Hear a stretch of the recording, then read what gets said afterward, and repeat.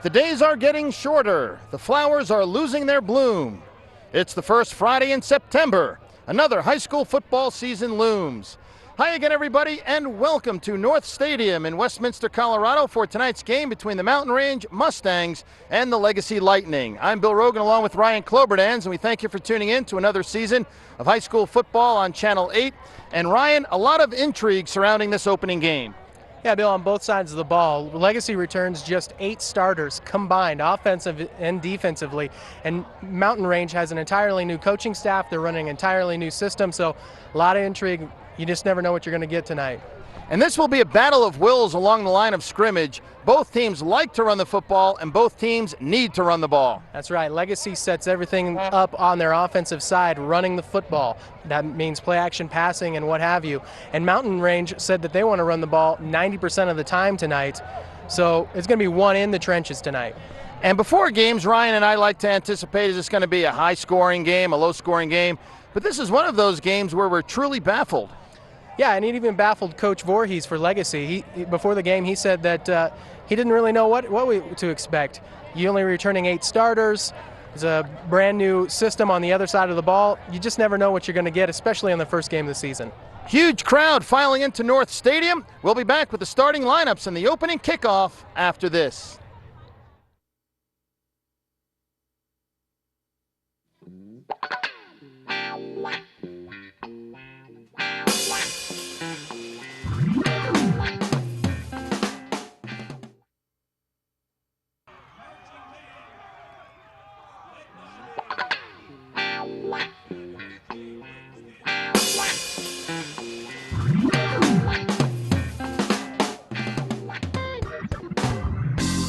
And a pleasant evening for football. Perfect weather as Legacy will be the home team, even though Mountain Range, this is their school.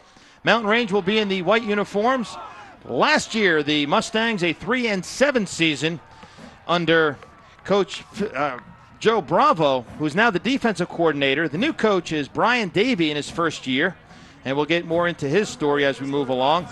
Wayne Voorhees in his 7th year as the head coach of Legacy. Legacy in the navy blue jerseys with gold pants and gold helmets. The offense for Mountain Range, who will receive the ball first. The quarterback is Sean Mestis. The fullback, Zach Hartman. The wingbacks, Chris Ramsey and Cameron Apodaca. The double tight ends, Paul Fadazzi and Sean Merritt. The tackles are Curtis Dunford and not sure who the other tackle is. We're missing a tackle. Josh Castro. There he the guards, Skylar Spoor and Alex McKenzie. The center will be Michael Alvarado. Kip Smith will kick off for Legacy. And if you remember our broadcast from a year ago, he has got a booming leg. Taylor Eigenberg is deep at the goal line awaiting the kick. And we are set to go from North Stadium. Good crowd on hand, still filing in. Yeah, there's a line of folks still waiting to get in over on the Mountain Range side, Bill. And Ryan, this is a milestone game for Legacy. Yeah, number 100 in the history of Legacy Lightning football. This is number 100 tonight. Probably what, number like 30 or something like that for Mountain Range? The 10th season of football for Legacy. Smith boots it away, and this will be a touchback. That's a field goal. Almost made it through the uprights. He kicked that ball 73 yards or so in the air. Quite a weapon for Wayne Voorhees, having Kip Smith.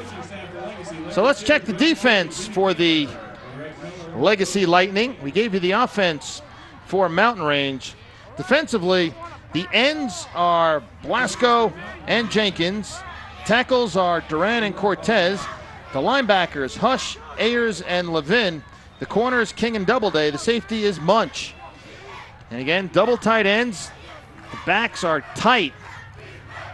And handoff to the fullback.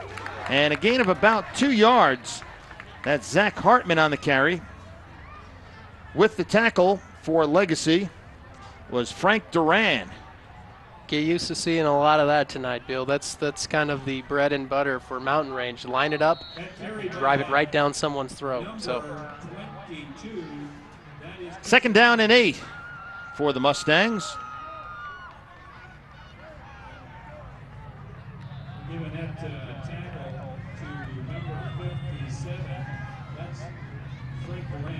Mestis calling signals. And here's the pitch to Eigenberg, and he gets about 2 yards before he's forced out of bounds. Jordan King on the stop along with Jake Levin. That will bring up a 3rd down and long. 3rd and call it 6 from the 24-yard line. And Ryan, let's take another look at that play to the near side. Well, you're going to see a good job by Legacy just staying home, stretching this play out, and then finally getting his guy out, getting the running back out of bounds, setting up a 3rd and long, not necessarily what Coach Davey wants. Apodaca and Ramsey. Here's Ramsey on the carry. Gets about a yard before Levin pulls him down. Also on the tackle was Corey Ayers, the inside linebacker. So a punishing tackle, and that'll bring up a 4th and 4 situation. And the punt by Sean Merritt. Dropping back deep is Justin Munch for the Lightning. So a good defensive start for Legacy. Sean Merritt, a senior, plays tight end, also plays defensive line. Very weird punt formation here, Bill. Almost like they look like they're going to fake it with 4 wide receivers. A rollout kick, and ball will bounce at the 44 of Legacy. Takes a good roll for Mountain Range, and it will come to a stop at the 21-yard line. So a very effective punt. Fantastic punt.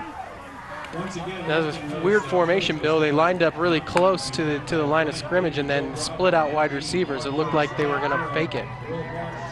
That was a 56-yard punt by Merritt. Let's take a look at the offense for Legacy. The quarterback is Brady Cook. The fullback, Jake Levin. The tailback, Desmond Fernandez. The wide receivers, Cameron McWay and Diego Suarez. The tight end is Bob May. The men up front, the center is Jenkins. The guards, Weaver and Hush. The tackles, Gebbin and DeSoto. 1st and 10 Legacy, their first possession of the season. And Levin gets the handoff. Or check that, Fernandez, and he breaks it for 14 yards. Out to the 35-yard line. 1st down, Legacy. Desmond Fernandez weaving his way through traffic. Fernandez getting the start tonight because of an injury, and we're going to take another look at this, Bill, but this is kind of the bread and butter of Legacy Lightning football, and that's just a wide open hole up the middle for Desmond Fernandez to run through. If he has holes like that all night, he's not going to be feeling too much pain, let's put it that way. Porcelli on the tackle. Here's Fernandez again on the pitch. Flags fly, and Fernandez loses yardage. So we'll see what the call is. We'll also set the defense for you for Mountain Range. Defensively, up front, it's Kelly and Coral. The ends, the nose tackle is Alex Kazarian, and we'll talk more about his story as the broadcast moves along. The linebackers, Alec Tanner and Colton Sauer on the outside. In the middle, it's Dreiling and Dunkelberger. The corners, Hunter and Porcelli. The safeties, Donato and DiPetrillo. And that's a penalty on Legacy. Yeah, holding call. I think they got the right tackle, Bill, for a holding call, which is weird. It's just not even going towards his side of the field, and they got him for a holding call here on the near side. Clint Sindelar split to the near side. Christian Parks to the far side. And the pass is incomplete. And we have another flag on the play. And that pass actually was intended for Cameron McWee.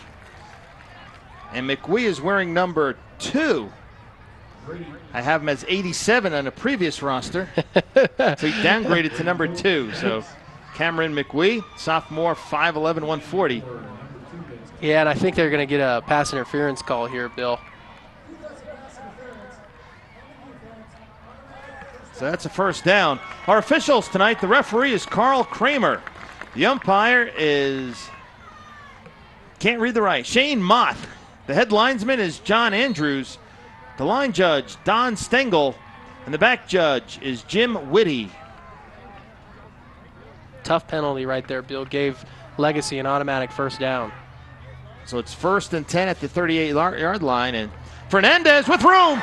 Green Acres ahead. It's a foot race, and he gets tackled from behind at the 32-yard line. But Fernandez, another big gain on the stop, was Colton Sauer. And right now, the battle of running games, advantage Legacy. Yeah, right now, Fernandez is, every time he touches the football, he's got himself a 10-foot hole he's running through. He almost fumbled that ball right off the initial handoff, and just a nice little cutback on finding the seam in the offense, and just didn't have enough gas to outrun Sauer. 1st and 10 at the Mountain Range 32. Again, feed the fire. Fernandez picks his way for 2 yards before he is stacked up. Alec Tanner on the tackle. Also getting in there was Bryce Dunkelberger, the senior inside linebacker. 2nd down and 8 for the Lightning. And they are in field goal range already for Kip Smith if this drive should stall. Yeah, he's got a heck of a leg on him. He put the opening kickoff of this game about 3 yards out of the end zone, so this is definitely within his range. A lot of people still filing in on the far side of the stadium. You can see them outside the gates online trying to get in. Online. There's the New York in you right there. They're online. And we have a timeout on the field. And it will be a timeout for Legacy. Bill Rogan along with Ryan Cloberdans, we thank you for tuning in to Broomfield Channel 8. The first of several high school football games we will have for you this season as we see the crowd. Some of them, I'm sure, bought tickets and are making their way in. And I'm guessing, Ryan, some freeloaders. That's a good view over there. Well, and this is before we get to the schedule here, Bill, this is Mountain Range's home field, so they're really packing out the visitors section. Our next game will be Longmont at Broomfield. It's always fun to see Gary Davies' teams over there at Broomfield. Always a fine program. I believe Gary Davies will be in his 21st year as head coach at Broomfield. Also, we get to see Holy Family. They treat us real well over there. Erie at Holy Family. We'll see Legacy again later in the season. That's KCCB Channel 8. And we'll give you information later on in the broadcast about how you can get a DVD of this game. So here we go. Here's Fernandez again. He's been the workhorse. 1st down inside the 20. Punishing run. Tackled by DiPetrillo and company. Also getting in on the play was Kalen Hunter. But when the defensive backs are making tackles, not a good sign for the Mustangs. Yeah, they've made a lot of tackles so far on Fernandez. He is just picking through this defense early on in this game. And, you know, I don't remember seeing him even on the roster hardly at all last year, Bill. And here he is starting and putting up some great numbers in the first quarter. Brady Cook, the quarterback, hands to Fernandez, and this time it's sniffed out. Leading the charge was Alec Tanner. Brian Davey, the head coach of Mountain Range, said that Tanner may very well be his hardest hitter. 6'1", 170-pound junior. And that's a loss of about 5 yards. Call it 2nd down and 15. Ball at the 24-yard line. That is the kitchen sink of defenses right there. They brought everyone. Diego Suarez, the senior wide receiver, comes in with a play. Suarez will go to the far side. Sindelar will come to the near side. Levin is the fullback. Fernandez the tailback. Cook looks to throw. Tucks it down. And he gets pushed out of bounds. Good sportsmanship there by Alec Tanner, helping up Brady Cook. Unlike the game between Oregon and Boise State, we saw at the end of that game a cheap shot punch, and the player, Blunt, for Oregon has been suspended for the season, as well he should be. Yeah, Tanner's been all over the field early on in this game for Mountain Range. He's very, very mobile, goes very well left to right. You see a lot of him tonight, especially if Legacy keeps running the football like they are. One thing I do like about Colorado high school football, you see a lot of sportsmanship. Sportsmanship is great, and that was an example of it there. Levin is the lone back next to Cook. Two men split to the left. Cook again will put it down. Throws toward the end zone. It is caught for a touchdown. Bob May, the tight end, got free. Cook was close to the line of scrimmage, and he was able to loft it over a defender's hands, and May made the terrific catch in the end zone. 6 points for the Lightning. Yeah, Bill, we're going to have to, if we get a replay on this, we'll have to take a look and see if he actually was across the line of scrimmage. The line of scrimmage was the 21, so if we get a replay of this, we'll have to take a look at that. But almost underthrew that ball, just barely. Kip Smith will attempt the extra point. The holder is Justin Munch, and snapping the ball will be Dylan Snodgrass. And it's a fake. Munch goes nowhere. Nice tackle. Excellent play by John Porcelli. I'm not sure if it was a missed snap. Yeah, I think he just didn't get the ball down, Bill. I think he was. So let's take a look at that touchdown pass. Cook to May. Let's see if Cook is across the line of scrimmage. So the line of scrimmage is 21, the 21-yard line. Good pressure by the defense of Mountain Range, and there is the pass. Now I believe he's all right. As long as the ball is out of his hand by the time he crosses that line of scrimmage, he's all right. That's about as close as you're going to get. But that was a nice field awareness by Cook. And just over the outstretched arms of linebacker Colton Sauer. So it's 6-0 in favor of Legacy. And we talk about Legacy's kicking game all the time. It's a little ironic that they flubbed the extra point. Well, if you can't get the ball down, you can't let your guy kick it, I guess. So. And you never know how that missed extra point's going to turn out as the game moves along. So with 6:09 to go in the first quarter, Legacy holds a 6-0 advantage, and Mountain Range ready for their second possession. Smith will boot it away, and I'm guessing, Ryan, since last year we never saw a run back on Smith, and tonight he put the first one past the end zone, I'm not sure if we'll see a return here. Yeah, and in high school football, once the ball crosses the goal line, you can't bring it out anyway. So, we might have one here, Bill. Oh, Eigenberg. Taylor Eigenberg sees that ball bounce over his head. So another touchback, but that was returnable. That was. So 1st and 10 for the Mustangs. We'll see how they respond on their second possession. And the near side of the field, the stands are packed. The 100th game in Legacy history. A lot of new faces for the Lightning. It's a program that doesn't rebuild, they reload. Exactly. Just guys waiting in the wings, waiting their turn. Sean Mestis is the quarterback for the Mustangs. And here's the handoff. Looks like Ramsey gets the carry, and he'll get about 3 yards. Ramsey plays a wing back, Bill. They're almost running like a wishbone-ish kind of offense, and so he'll just make a quick loop around the backside and catch that quick pitch and try to tuck it up the middle for some yardage. Jenkins was in on that tackle. Also, Brandon Cortez, the senior.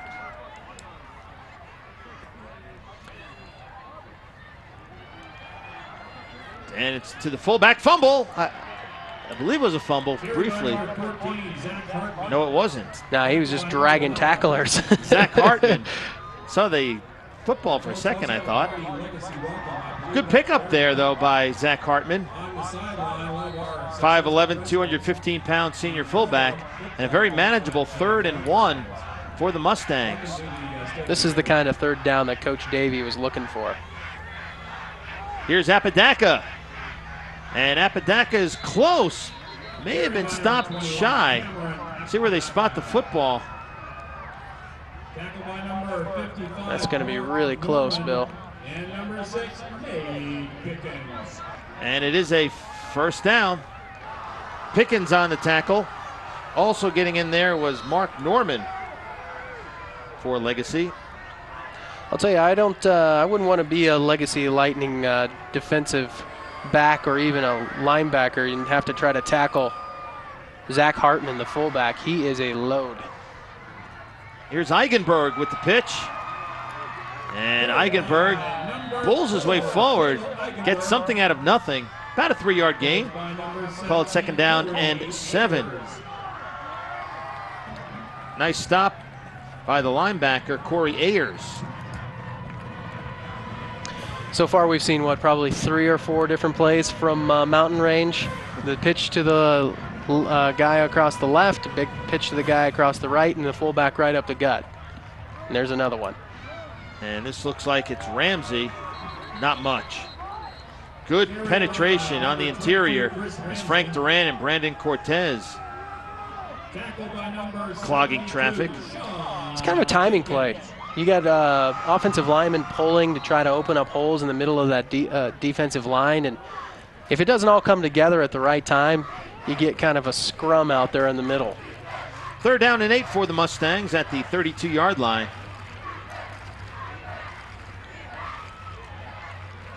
Sean Mestis, senior, 6 feet tall, 165 pounds. Mestis back to pass, tucks it away, and he gets hit by Cortez first, and then a host of tacklers. Corey Ayers among them, and it will bring up a 4th down situation once again. It's just offense is not built to go 3rd and long. As we'll take a quick look at this, Bill. It's not built to go 3rd and long. 3rd and 6, 7, 8. It's just not built for that. That running game is just not meant for lots of yardage unless you get a lot of deception in it. And you see Mestis trying to do the best with what he can right there. Jordan King also laying a good lick on the quarterback. Sean Merritt, the punter. Low snap. And he gets it away. His first punt was 56 yards, and a fair catch called by Justin Munch at the 33-yard line, and that's where the Lightning will take over. 6-0, Legacy leads with 2:50 to go in the first quarter. Bill Rogan along with Ryan Kloberdans, and we have our ace stat man back once again, Don Apodaca, who is no relation to Cameron Apodaca, the wingback for the Mustangs. But we found out that is Don's favorite player. Big surprise. The replays of these games right there, Tuesday morning at 10, Wednesday afternoon at 2, prime time Thursday at 8 o'clock, and then Saturday at 6 o'clock. And we'll remind you as the broadcast goes along. Fernandez gets about a yard, maybe 2, before he gets taken down. Somebody lost a hat out there, Bill. Matt Dreiling, the linebacker, made the play, lost his hat, as you said. I've always wondered, coaches always say hat, put a hat on him. I always thought it was a helmet, but they call it hat. So I like that drop in there, Kloby. It's it's just like baseball has its own lingo, and football also has its own lingo. You and I were talking to Coach Voorhees before the game, and he was dropping pearls on us. We had no idea what he was talking about. 2nd and 9. Whistles fly. Play is dead. Yeah, I think it's going to either be a procedure or a false start on one of the offensive linemen. I didn't see anybody jump, but when you have that many dudes packed in one little area there, sometimes you don't really see. So Mountain Range says thank you very much. They don't mind seeing the ball pushed back. McWee comes in with the play.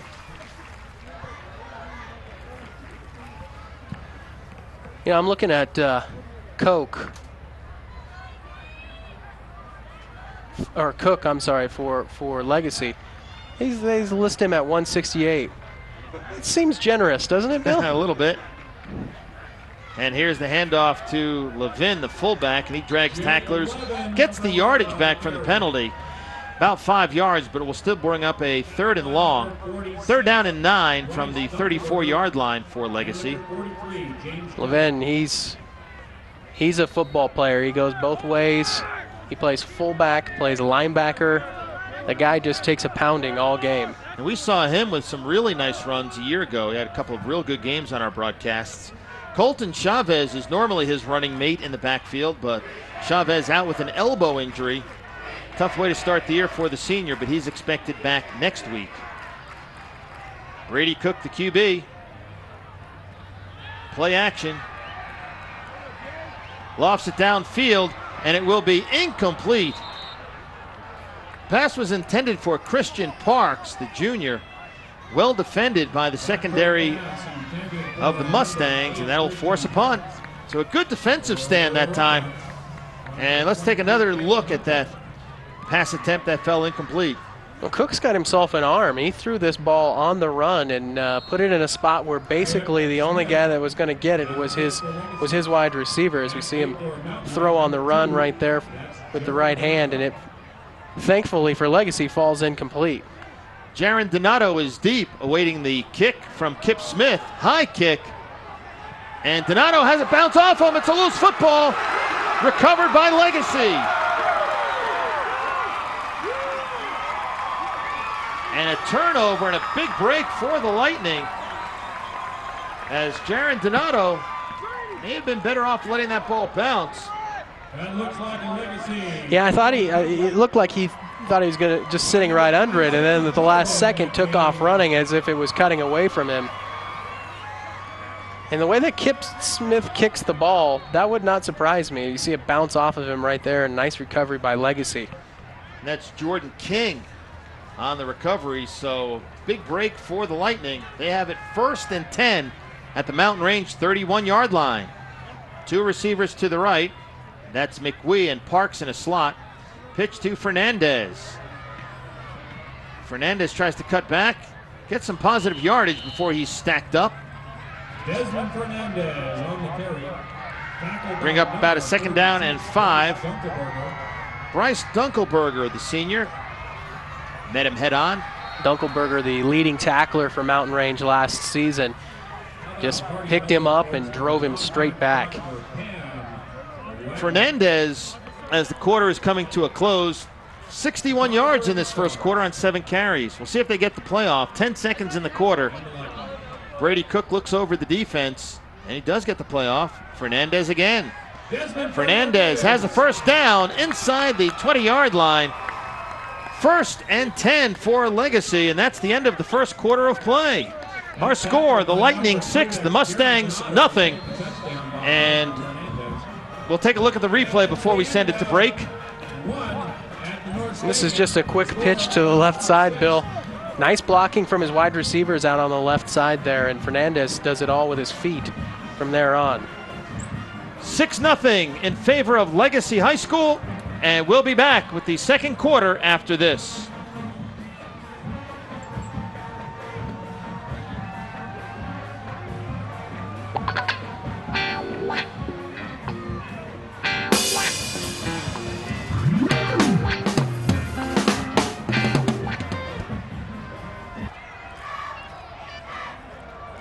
And it's a 1st down for Legacy as we set to start the second quarter of play. Lightning will have 1st and 10 at the 19-yard line. And a very good first quarter running the ball for Legacy, especially Fernandez. And Ryan Cloberdans, he's been the workhorse. Desmond Fernandez, the 5'8", 172-pound junior. Yeah, and in Legacy's world, it just kind of it doesn't really matter who's back there. Sometimes they pitch the ball and the guy just runs. They got a great offensive line. Fernandez again breaks a tackle before he is wrapped up and taken down. Solid tackle by the linebacker James Kelly. Also plays some defensive end, Kelly.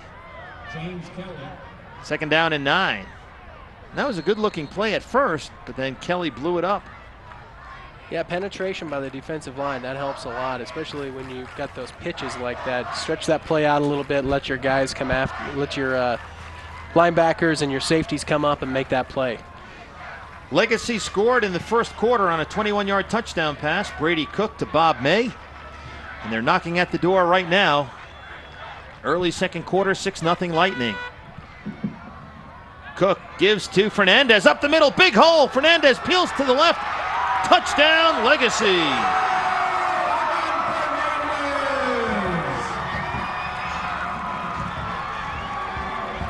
Good looking run there, Bill, off the right side. You know, really, Fernandez barely gets touched. He gets touched at about the 3-yard line and then just outruns people into the end zone. We'll take a look at it on replay after this extra point. But Legacy right now is winning the battle at the line of scrimmage.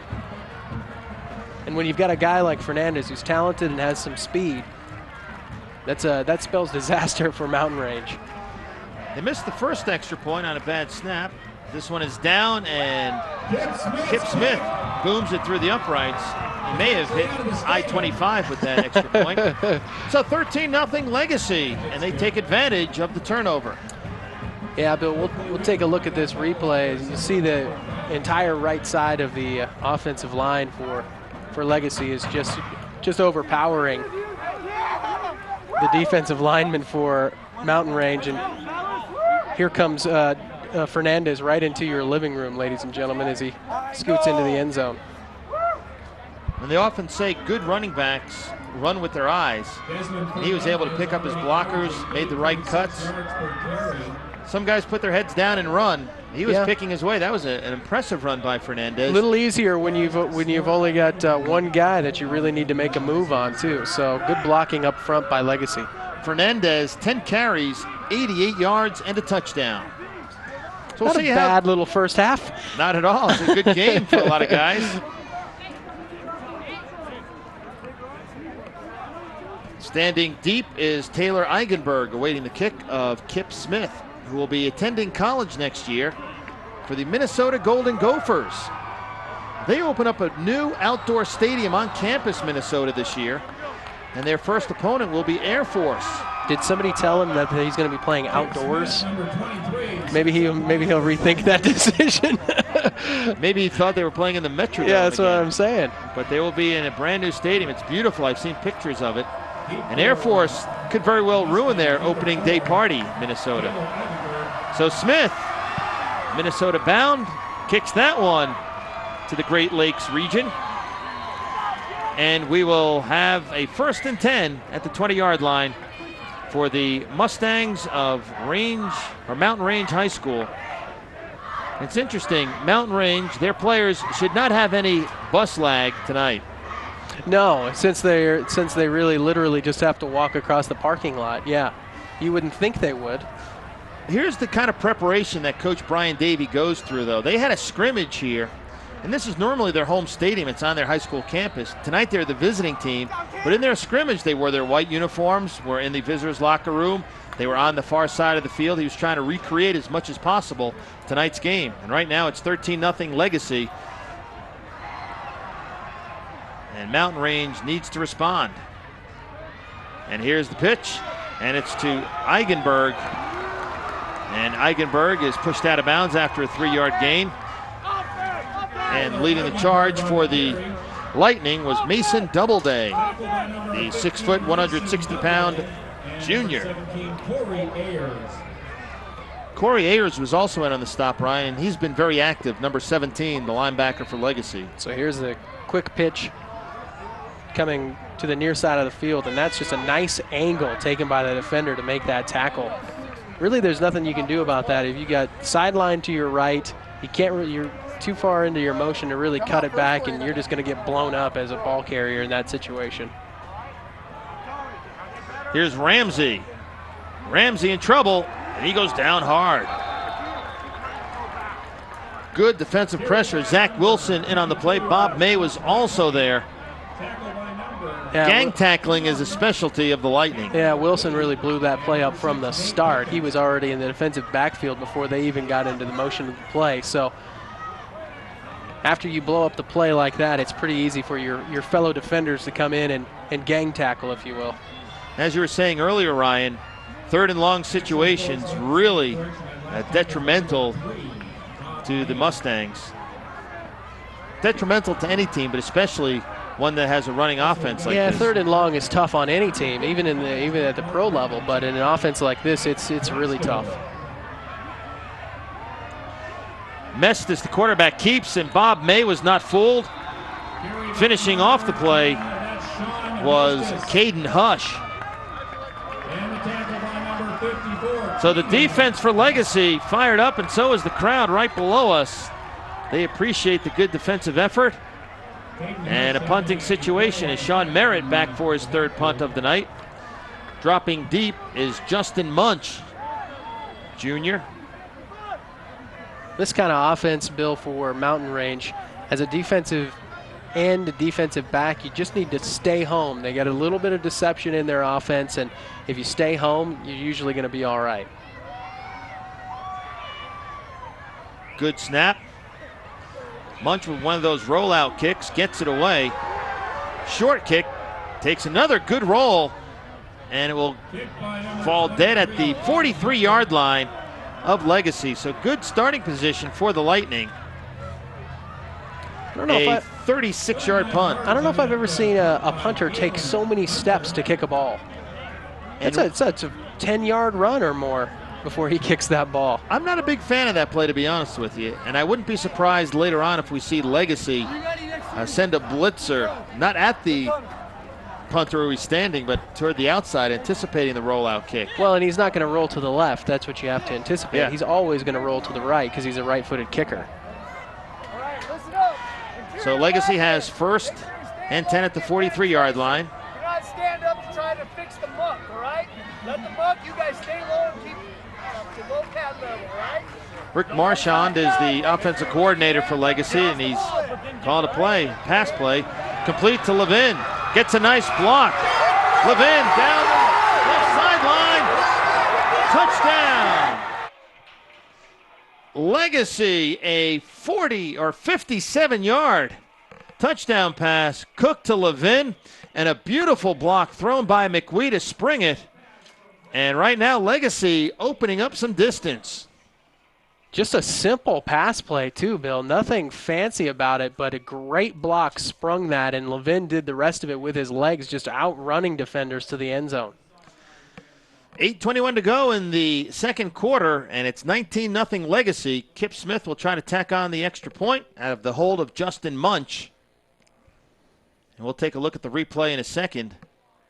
Good snap, good hold, and the kick is up, and it is no good. Pushed to the right. Yeah, the hold actually, it was just a little unsteady, Bill, and Kip had to hold up on it and kind of punch at it, and it just didn't work out for him. So this is what you get when you pound the ball as hard as they have on the ground. You get a wide open man coming out of the backfield in Levin, and here's your block right there. That sprung it, and then a nice block downfield right there as well, and Levin outruns the defenders to the end zone. The first block was by Diego Suarez. The second one by Cameron McWee. And that's good coaching when you have your wide receivers throwing open field blocks like that. You're not going to play on a team coached by Wayne Voorhees if you don't block downfield. It's just not. You're just not going to play. That's just the way it is. You'll get your touches every now and then, but you're going to have to block. 19-0 Legacy, so a good start to the season for the Lightning. And the Mustangs will have to regroup. A year ago, Legacy beat Mountain Range 31-7. First year at the 5A level for the Mustangs. And they impressed some people. They did better than people thought. A lot expected this year. Just the second matchup ever between Legacy and Mountain Range. I hope we're around for the 100th meeting of these teams. We'll be pretty old then, Ryan. I was going to say, well. And Smith boots it out of bounds or through the end zone and into the soccer net. Goal! First and 10 for the Mustangs. We'll see if they can get something started. And Ryan, at what point of this game will the Mustangs have to open it up a little bit? Well, that's a good question. I don't expect them to open it up before halftime. The real question is do they have the weapons or even the ability to open it up? I don't think that they do, but you know what? Stranger things have happened, especially in high school football and especially the first game of the season. Eigenberg, Ramsey, and Hartman are the backs, and Sean Merritt, the right tight end, moves early, so that will push the Mustangs back 5 yards. Again, our official right there, Carl Kramer in the white hat.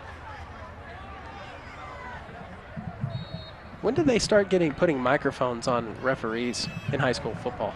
A few years now. As a kid growing up, you just you don't remember it. You know, you just got the call with no sound, and you're always wondering who did it. Eigenberg gets the carry and fortunate just to get back to the line of scrimmage. Good tackle inside by Nate Pickens. Also on the tackle, who's having a fine game thus far, is Mark Norman on the defensive line. Second down and 15. Ball resting just beyond the 15-yard line for the Mustangs. On the far side of the field, they filled up the stands and people are on the grass berm watching this one. Chris Ramsey, he has no better luck, loses a couple of yards, and right now penetration by the defensive front for Legacy dominating this game. Yeah, especially on the defensive side. They're doing their battle on the offensive side as well, but they're definitely winning the war down in the trenches in the first half. Cameron Apodaca, the senior running back, comes in with a play. Ramsey will exit. 3rd and 16 at the 14-yard line. Tough position, tough position. And they stay with their offensive set. Mestis looks to throw. He's scrambling like Fran Tarkenton. He's got some room. Mestis across the 25 to the 30. Bulls forward for a first down. And we have an injured Legacy player getting up slowly. I'm surprised he can get up. If we can get a replay of that play, Bill, we'll take a look at a block that a man probably shouldn't even get up from, but somehow he did. Caden Hush, linebacker number 54, got up slowly, but he seems to be okay. Mestis has got some jumpy feet, a little jumpy feet there. He really didn't have anybody in his face when he first dropped back there, and then he just started making things happen. Back to live action. Mestis keeps and goes forward for 3 yards as we see him finish off that play for the first down. There was just a keeper, a fake to the wingback, and Mestis kept it.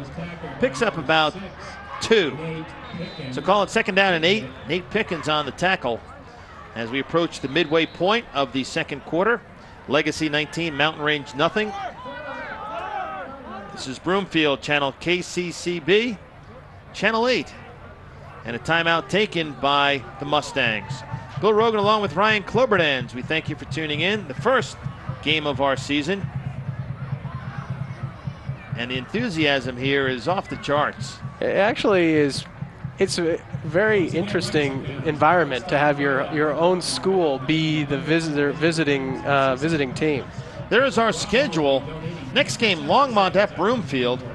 Then we see Holy Family twice this year, Erie and Faith Christian. That's always a good game with Holy Family. Fairview and Legacy, that game will be in Thornton at 5 Star Stadium. So we also have Thompson Valley, Broomfield. So good games coming up on KCCB. And if you would like a copy of this game, DVDs are available for just $10. Maybe some college scouts would like to take a look at some of our games. We'll take their $10 too. Yes, we will. And there's the replay action Tuesday at 10 a.m., Wednesday at 2 in the afternoon, Thursday at 8, Saturday at 6 o'clock. Or anytime on demand. I demand to see a football game. Go to broomfield.org. They're demanding to see us, Bill. Here's Eigenberg again. He gets some decent room. And Nate Pickens with the ankle grab for the tackle. So that first down gave some confidence, I think, to the Mustangs. Yeah, a little bit, and they just, that play right there just got a little bit of a seam, and that's all they need in this kind of an offense is just a little bit of a seam in the middle of that offensive line. We're gonna see that seam on this play right here. There's a little wall of offensive linemen that led to that seam. 3rd and 3. Inside handoff, and Hartman, the fullback, has the first down but fumbles. Flag has been thrown, I believe. I think Legacy has this, Bill. Legacy does have it. On the recovery was Mason Doubleday. No flag on the field, Bill. That was just a beanbag, just to mark the fumble recovery. So a second turnover of the night And Legacy in business again. 1st and 10 at the Mountain Range 46-yard line. In Mountain Range, just when they have a little bit of momentum going, then they cough it up. Just had that. That was a first down play, or first down yardage, and just fighting for that extra yard and got stripped. Brady Cook, the junior quarterback. Fernandez lined up 8 yards deep, and Fernandez gets the ball up the middle, and he gets tackled, gets a yard. And the tackle on that play was Matt Dreiling, sophomore backer, 220 pounds. So the ball resting on the 45-yard line. 5:07 to go and counting. Legacy 19, Mountain Range nothing here in the second quarter. A lot of substitutions coming in for pretty much every play for Legacy. Keep those fresh legs in there. Corey Ayers, who's been outstanding as a linebacker, now comes in as a wingback. Sindelar in the slot. Cook rolls to the right. Pressured, gets it away, incomplete, intended for Sindelar. And he was covered on the play by Poricelli. 3rd down and long for the Lightning. So far tonight, Cook has been very productive, hasn't had many throws. He does have 2 touchdown passes. Yeah, and if you would have came into this game and would have said to me that Legacy's quarterback was probably going to have a couple of touchdown passes, I'd have told you he was crazy. 2 for 4, 70 yards, 2 touchdowns. Your 2 completions are touchdowns. That's not too bad. I would say so. Fernandez left side, makes a nice move, picks up some extra yardage, and I believe has the first down, much to the frustration of Kalen Hunter, who made a good hit, but the forward momentum results in the first down. Yeah, he's upset that he didn't get this tackle before he got a first down. As we'll watch him line up and roll this play to the left side. Fernandez actually switches hands there, putting the ball to the inside. That's a big no-no, and I'm sure his coaches will be on that. 12 rushes for 100 yards for Fernandez so far in this game. 1st and 10 Legacy at the 35 of the Mustangs. Fernandez again, big yardage, 8-yard gain before he is tripped up by Donato. And it'll be 2nd down and short. Not overly aggressive moves or anything, Bill, just subtle little hits here and there that just get guys off kilter. As we'll watch this from the ground level, see if you can see the little step right there.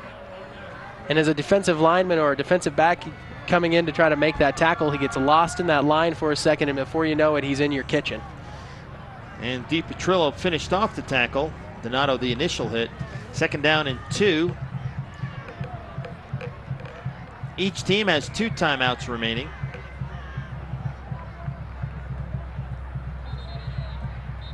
And flags fly. Looks like delay a game, Bill. And it will be a 5-yard mark off. So 2nd down and 7. What the quarterback, Brady Cook, has to do is look at the back judge. And when it gets down to 5 seconds, the back judge will start pumping his arm, counting down the last 5 seconds. And Cook has to see that. There is no play clock, unlike in college football and the NFL where you have these big stadiums and you can see a play clock. They don't have that in most high school stadiums. Here's Levin. Close to a first down. Jake Levin. Looks like he's going to be a little shy. Levin's got he's got an extra burst when he gets that ball and he takes off. He's got another gear that you don't really necessarily see from most fullbacks. He's listed as a fullback. I guess he's probably like a hybrid, fullback, tailback. 3rd and less than a yard, just outside the 25-yard line. If you're Mountain Range, this is a gigantic play right here. You need to stop in the worst way. Levin and Fernandez, the backs. Fernandez. He is stopped short. Excellent penetration by Bryce Dunkelberger. Desmond Fernandez And he is stopped short. There's your leading tackler coming up and making a big play when your team needs it the most. And I think that Coach Voorhees is probably going to go for this. And watch Dunkelberger, 46, mess this play up, and Dominic DiPetrillo finish off the tackle. Just good penetration. He sticks with the play and grabs him by the ankles. He was going nowhere. Once you get a guy by the ankles like that, he's going nowhere. 4th down, they're going to go for it. Power I formation. Levin up the middle, 1st down. Had to see that coming. Kind of had to see that one coming. Give it to your senior, or give it to your big guy up the middle. Give it to your team leader. Let him get the 1st down for you. Dreiling on the tackle. 1st and 10 from the 22-yard line. Minute 47 to go and counting. Again, 2 timeouts left for Legacy. I wanted to see Kip Smith kick that. McWeed to the near side. Sindelar to the far side. Cook looks to air it out. Pressured. Complete to Levin. And it's down to the 5. Touchdown. Jake Levin would not be denied. And a 22-yard hookup. The 3rd touchdown pass of the night for Brady Cook. And Jake Levin ran a man over. Maybe more than 2. Maybe more than 1, I mean. He ran a guy over at about the 5-yard line. When after this extra point, Bill, we'll take a look at the replay of this. We'll watch Levin put his head down and just grit and gut to get into that to get into the end zone. They've missed 2 extra points tonight. And this one is good. So 26-0, Legacy dominating Mountain Range with a minute 22 to go in the 1st half. And what a play by Jake Levin. This is kind of almost similar to the play that he scored on initially. First of all, it looked like a false start to begin the play, but that's neither here nor there. But just a little drag by Levin, about 5, 6, 7 yards deep. Makes one guy miss right there, and then he's just going to put his head down here at about the 5-yard line, about the 7-yard line, and run a guy over to get into the end zone. Wow. If we can see that one more time, just the start of that play. Victor Seif is our director. If we could just see the start of that play, because it did look like Legacy may have moved. Yeah, I think the tight end on the far side took off a little too early. Okay, here it is. Watch the tight end on the far side. Yeah, that's a false start. That's a false start. That one should have been coming back. That's a tough break. That's a tough break for Mountain Range.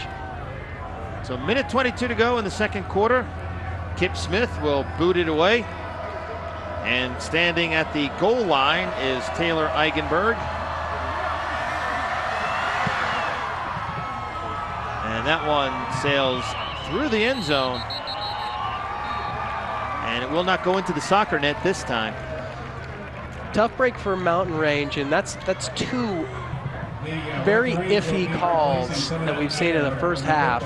One on a touchdown pass on the other end of the field where the quarterback may or may not have been across the line of scrimmage.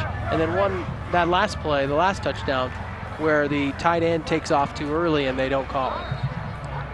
But when we saw the replay of his 1st touchdown pass, I do think it was a good call. But again, it was iffy. It was close. Iffy. Coach Davies looking for a break on his home field. Yes, visiting team on their home field. North Stadium. And here's the give to the wingback. That's Talon Jumper Jr., and he gets maybe a yard. Bring up 2nd down and long. And at this point, you don't want to do anything foolish. Just go back and regroup at halftime. Right. Talon Jumper played a little quarterback last year for this team, Bill, so he's a familiar face on this offense. Once again, folks, take note of our corporate sponsors for the 2nd down and 9. 50 seconds to go in the half. FitnessGallery.com, Tutoring Club, Denver Flooring and Finishes. Hartman, Apodaca, and Eigenberg are the running backs. And here's Apodaca with a little bit of room and Drags tacklers across the 25-yard line out to the 26. That'll bring up a third down. Tackled by number 54, Caden. And timeout is taken by Legacy. They'll have one left. Coach Voorhees is trying to get this ball back, I think, before the end of the half. And again, he does have a guy who can kick 60-yard field goals in Kip Smith.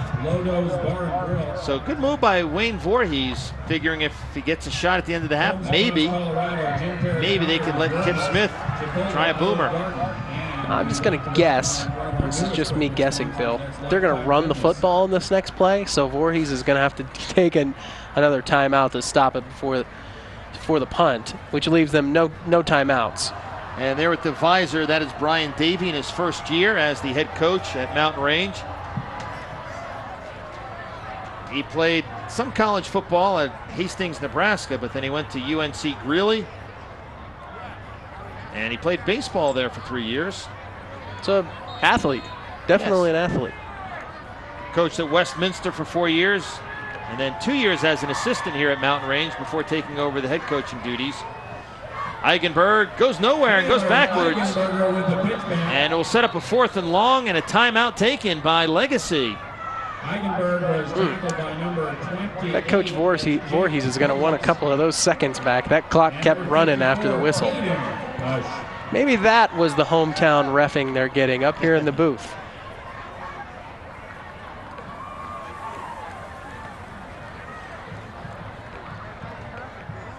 And there's a shot of the crowd at this beautiful facility. So that would be the home stands, even though this is Mountain Range's football stadium. I guess it's not technically Mountain Range's football stadium, just happens to be on their campus, but you know, when it's sitting on your campus, you're going to call it your home, you know? Yes. So on the other side of the field is the visitor side, which is just packed out with Mountain Range fans. And there's a look at the defensive coordinator for Legacy, John Gordon. So there's the story, 26-0, Legacy leading. 19 seconds left. 2 men are deep. Cameron McWee is on the near side on the 50-yard line. And Justin Munch is the other defender. Sean Merritt will punt. Merritt, the little rollout kick again. Off the side of his foot to the near sideline. And a fair catch called and made by Cameron McWee. Just barely. He bobbled that. 12 seconds left.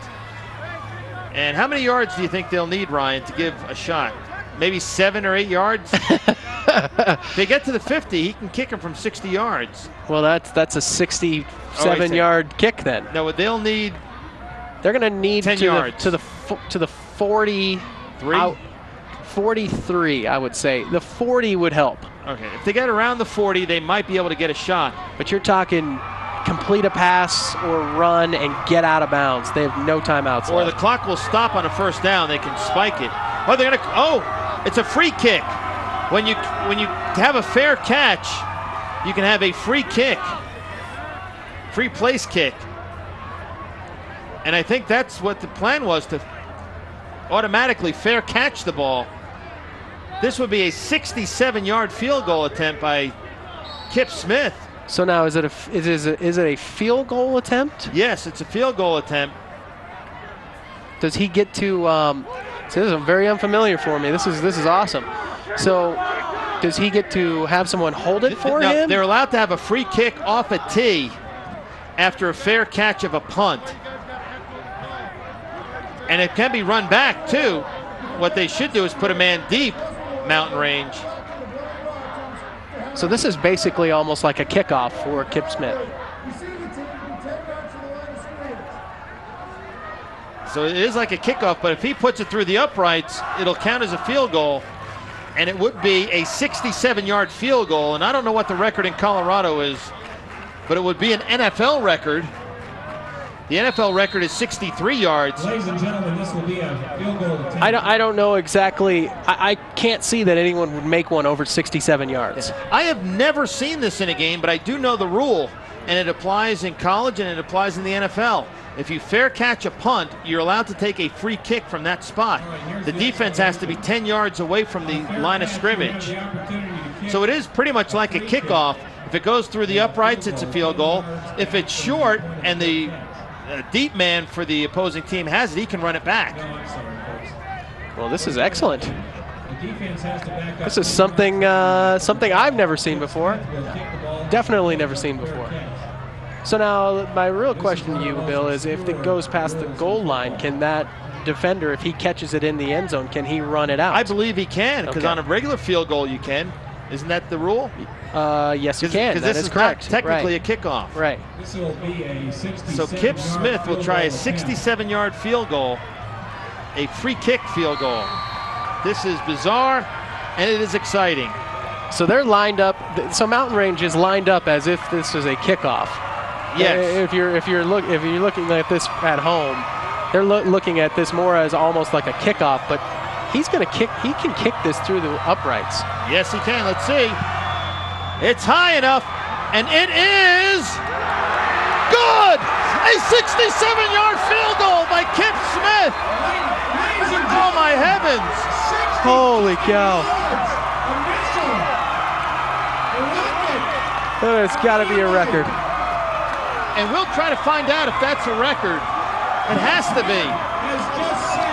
A Colorado high school football record for a record. It is a record. 67 yards. Take that, Tom Dempsey. Take that, Jason Elam. 63 yards. That's nothing for Kip Smith. And that is fantastic coaching by Wayne Voorhees. That is amazing coaching by the 7th-year head coach of Legacy. And he has the weapon. He knows he can do it. Unbelievable. That would have been good from 69. Wow. 29-0 Legacy. Let's get a replay of that when we can to the booth. Victor Seif is our director, a longtime director. Does a great job with his crew. And we just saw Colorado high school football history. And that one would be good to maybe send to some of the TV networks. Actually is, but that is a Legacy High School record length for a field goal. Unbelievable. So Kip Smith will kick off this time, not for a field goal. How much is his adrenaline pumping right now? How happy are they in Minnesota? And this kick is short. His leg is tired. Eichelberg takes it out near the 20. Flags fly. 1.2 on the clock. And another flag too, Bill. And here's the replay of that field goal. I don't even know if I really can even say anything about this, Bill. This is just unbelievable. That's like a nice looking 7-iron into the green. And that he cleared that by 5 yards. Holy cow. Holding on the kickoff and a personal foul. Holding by Mountain Range, personal foul on Legacy. And they're giving him the football. I think they're going to give him the football to take home with him. Coach is saying, I'm not sure which one it was. Could have been this ball, could have been that one. There's the record setter right there, getting a hug from his coach. That's amazing. Wow.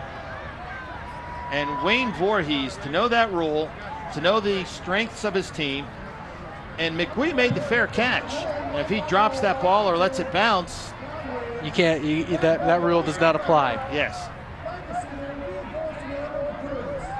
So they marked off the holding. Now they're going to mark off the personal foul, and that can't make Coach Voorhees happy. I remember last year they had some penalty problems early in the year, Legacy, and they got that straightened out. Yeah, personal foul with 1.2 seconds left in the half, in the middle of a scrum right there at the. That's just uncalled for, and I'm sure Coach Voorhees is probably giving someone an earful on the sidelines right now. And they'll take a knee here. And that's the end of the first half of play. A terrific first half for Legacy. They go to the locker room leading 29-0. And Desmond Fernandez over 100 yards rushing. Brady Cook 3 touchdown passes, but the story, the record-setting field goal by Kip Smith. Again, 29-0 at the break. Legacy on top of Mountain Range. And we'll be back with the halftime stats and the third quarter after this.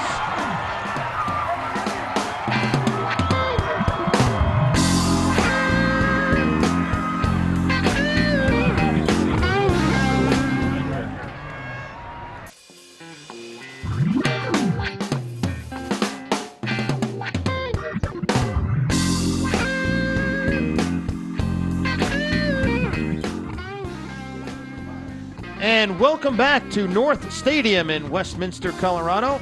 Opening night of the high school football season for Legacy and Mountain Range. Bill Rogan along with Ryan Kloberdans. And you see the fans on the far side. That's where the Mountain Range fans are sitting as Mountain Range comes back on the field. And the first half dominated by Legacy. 3 touchdown passes for Brady Cook. And he was 3 for 5.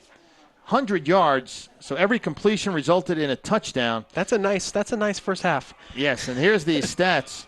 125 yards rushing for Legacy, 108 of those yards from Desmond Fernandez. No passing yards for Mountain Range. They might have to open it up a little in the second half. Total yards, 225 to 63. Each team had 4 penalties, 35 yards against Legacy, 30 for Mountain Range, and 2 turnovers by Mountain Range. Legacy did not turn the football over.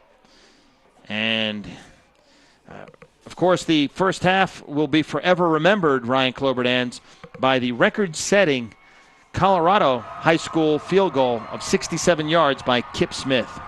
Just a unbelievable kick. There's the man right there. Not the prototypical kicker. He's a big kid. He could play other positions, but I think he's such a valuable weapon kicking that Wayne Voorhees doesn't want to risk getting him hurt. And he's practicing his punting now. Yeah, they haven't had to use that tonight. So there's Kip Smith. And again, he toward the end of the first half, if you're just joining us, a stop on third down and a timeout resulted in a Mountain Range punt. And it was fair caught as Cameron McWee called for the fair catch at the 43-yard line of Legacy. So it was on the far side of the 50-yard line. And you're allowed a free kick for a field goal if you so choose, and that's what Wayne Voorhees decided to do. And Kip Smith boomed it well more than 67 yards through the uprights. Scoring summary in the first quarter, 21-yard touchdown pass, Cook to May.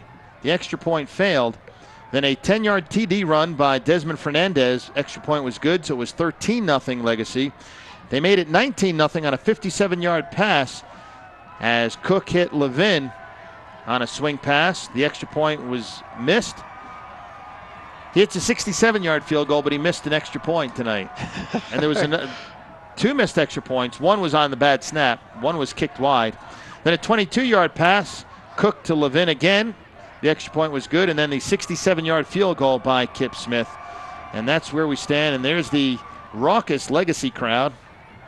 Pretty happy. Enjoying the home stadium, even though it's not in their backyard.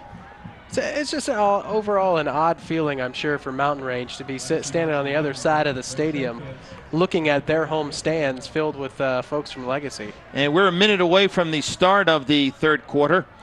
And if you would like to get a copy of the DVD of this tape, it's $10, which is awfully darn reasonable. It's got history on it, folks. That's right. $10. And go to broomfield.org for all the information on how to get that. And, of course, later in the season, we'll see Legacy again when they take on Fairview. We'll see Holy Family twice, also Broomfield twice. Good slate of games this year for us. And, of course, the games on KCCB, Channel 8. I'm looking forward to seeing Broomfield again. They'll have some guys back from last year's team. They got an explosive running back on that team that Coach Davies over at Broomfield was really high on last year. He was just a sophomore last year. He's another year stronger, another year quicker. We'll see what they can do. And what's his name? I forgot to, Ryan. He's wearing blue and he's in the Eagles uniform. Yes.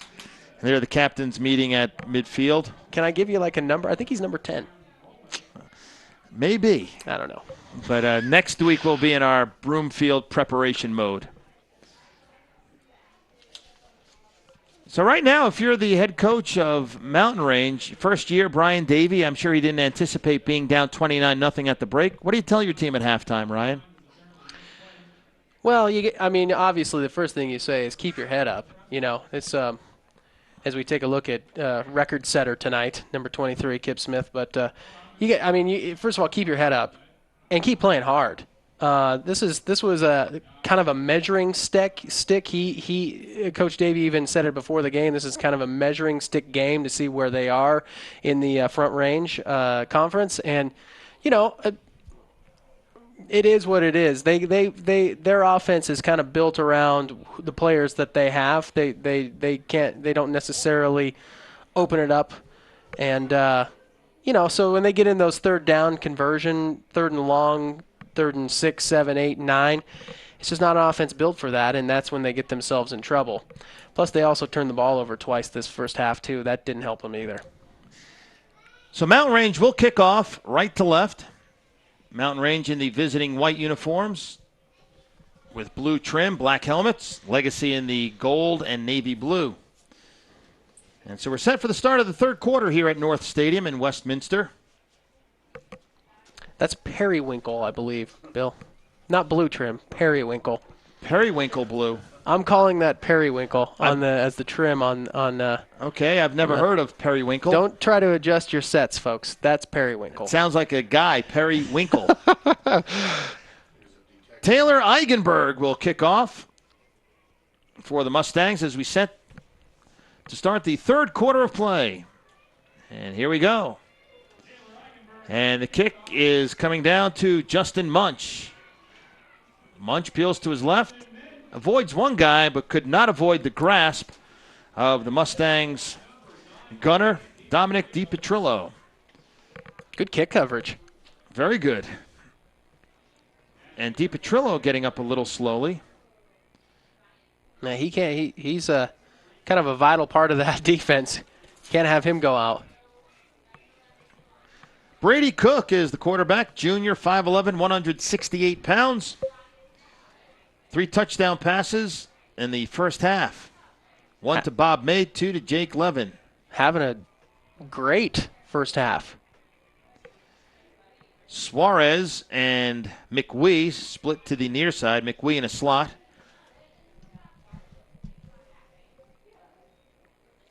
And the give to Fernandez, and he goes down hard. And a fired-up linebacker, Alec Tanner, the junior. Tackled by number. And that's what they need to do. Forget about the first half. Come out and play solid football in the second half, and that could very well carry over. Well, it all starts on the defensive side for Mountain Range. They need to get a stop initially, get their hands on the ball in some decent field position, although with Kip Smith punting the ball, that's never a given. As you see, that play getting blown up in the backfield. You know what's interesting about the helmets of Mountain Range, and I'll explain in a second. 2 men split to the left. Blitz is coming, and it may have gotten there a little too soon, as Tanner was anxious trying to get to the quarterback. May have jumped the snap count. Now it looks like he might have drawn a guy off, actually, Bill. Yeah, false start. Again, our officials, Carl Kramer is the referee. The umpire is Shane Mott. Head linesman, John Andrews. Line judge is Don Stengel. The back judge is Jim Whitty. Tanner's coming out. He's coming out fired up here in the second half. If you notice, the helmets of Mountain Range, on the left side of the helmet, they have a logo decal. And on the right side of the helmet, they have their number. Oh, I haven't noticed that. I like numbers on helmets, like Alabama. Yeah. Well, and it's easy to find. Yes, it helps identifying. Fernandez taken down at the 10-yard line. Not much. No gain. That'll bring up a 3rd down and 20. That carry by Jake Levin.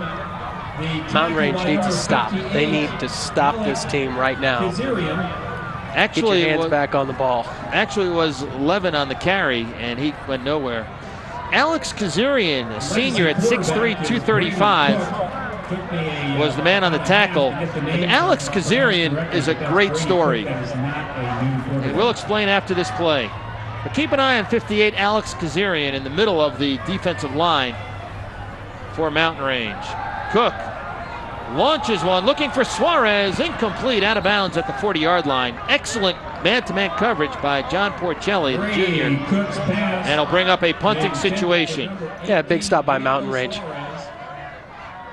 Alex Kazarian. Alex Kazarian, that's what you were asking me, Bill. Yes, Alex Kazarian. From a faraway place. Yeah, from Bulgaria. Now, Bulgaria, is that near Ecuador? Where is that? Bulgaria is, it's actually just to the west of Turkey. Kip Smith will punt. We'll see if he sets a record on punting here. Jaron Donato is deep, and Donato at his 50-yard line, now at his 48, has it. Gets by one man, still on his feet down the right sidelines. Donato is forced out of bounds inside the 25, so some momentum here for the Mustangs. Nice return. That's a return of 32 yards. Let's get back to Alex Kazarian. What's his story? As we watch this replay, Bill, of this is a great punt return, by the way. Kazarian from Bulgaria, which I was just telling you is just to the west of Turkey. As we watch a nice little run down the right side of the field for the punt return. Sets up Mountain Range in fantastic field position, and this is what they needed in the first half. They're finally getting it here in the second. And here's the give to the running back, and that's Talon Jumper, who gets positive yardage, about 4. Bring up a 2nd down and 6. On the tackle for the Lightning was Corey Ayers. Now Kazarian is the fastest player, believe it or not, on the Mustangs. Again, he's 6'3", 235.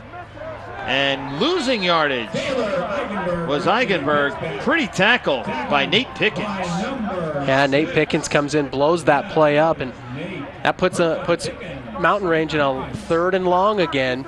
And we've watched this in the first half. Let's see if they do anything different here in the second half to kind of switch up these 3rd and long conversions. He's even riding out a block right there as Pickens makes that tackle. Pickens was a safety last year. He grew into a linebacker's body, and he made a super play there. Inside handoff, and it's the fullback who stumbles inside the 20. That's Zach Hartman, the senior, short of a 1st down. That'll bring up a 4th down and about 4 at the just outside the 18-yard line. Well, you're going for it, right? I mean, you have to. Yeah, you have to. If Hartman would have kept his feet right there, he had one more man to beat before he got some green acres out there on the left side. Taylor Eigenberg is the field goal kicker, and it would be about a 35-yard field goal, but they don't need 3 points here. They need to push it in for 6.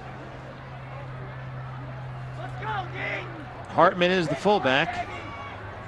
Sean Mestis, the quarterback. And the inside give to Ramsey, and he goes nowhere. Once again, Corey Ayers, who has been all over the field tonight, makes the tackle, and they turn it over on downs. Well, that's a read play by the quarterback. He can either give it to the fullback or give it to that short man coming through, and just bottled up there in the middle. Probably could have tried the edge, but with the speed of Legacy, you just never know what you're going to get on the outside. The life of a kicker, Ryan. Kip Smith booms a 67-yard field goal to end the first half, and he's still by his lonesome on the sidelines. Kickers, they're a different breed. Fumble. Ball is loose. Still loose. And it looks like it may be the Mustangs coming up with it. And they have it. First turnover of the night by Legacy. Donato, the recovery. So a break for the Mustangs. Just when you get stuffed on 4th down, you think the momentum's going to shift back to Legacy, and then a big turnover. That's a nice pitch. Just Fernandez just didn't look it into his belly. He went off of his wrist, and Donato with a nice pickup there. Yeah, that was a fine pitch. So Fernandez walking off forlorn. 1st and 10 at the 27-yard or 22-yard line. Rolling out is Mestis. He's got some room, pointing out his blockers, and he gets lassoed out of bounds inside the 15-yard line. On the stop, it was Caden Hush. We're going to take a look at the replay here, Bill. And this is kind of what the 4th down play I thought they would run, try to catch the edge a little bit. And this time, Mestis just taking it upon himself. He's got some legs. He's got some speed. He had a nice run in the first half. There's another one here in the second half. The edges might be where they take advantage of Legacy here in the second half. 1st and 10 at the 13-yard line. And Hartman, the fullback, is stymied. Big wall of defense. Frank Duran, Brandon Cortez. Just haven't gotten a lot out of that up the middle. Blasco as well on that defensive line, and Jenkins. They have been outstanding. The defensive line tonight, this season, is going to be coached by the head coach, Wayne Voorhees, and they have been very impressive. 2nd down and 10. You wonder when they're going to try a pass to try to catch Legacy sleeping. Mestis, the senior QB. Inside handoff. No, it's kept. I have no idea where that ball is. It's at the 19, a loss. Mestis kept the ball. Some good faking. Yeah, obviously. It faked me out, but it didn't fake the Legacy defense out. That's what's important. I want to see this, Ryan.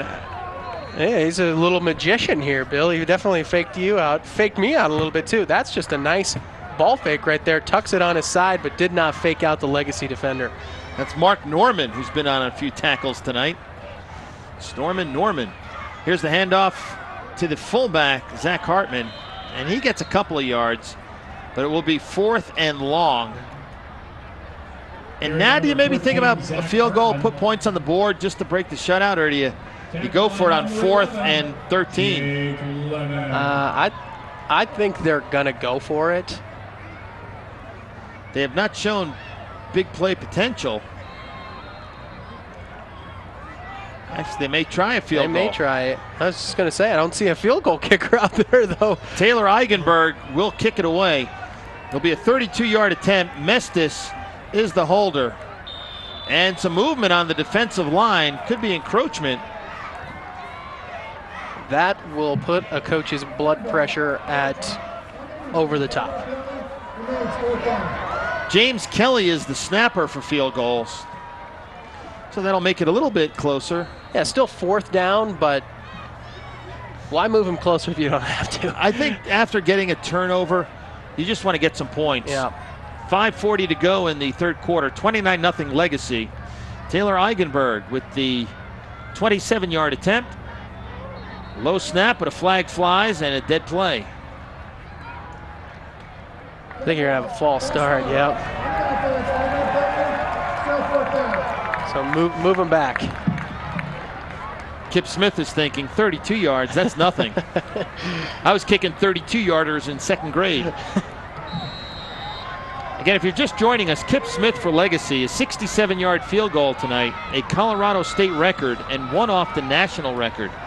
So a 32-yard try by Eigenberg. Good snap. Line drive kick, and it is pulled to the left. So the Mustangs do not get on the board, and Legacy will take over.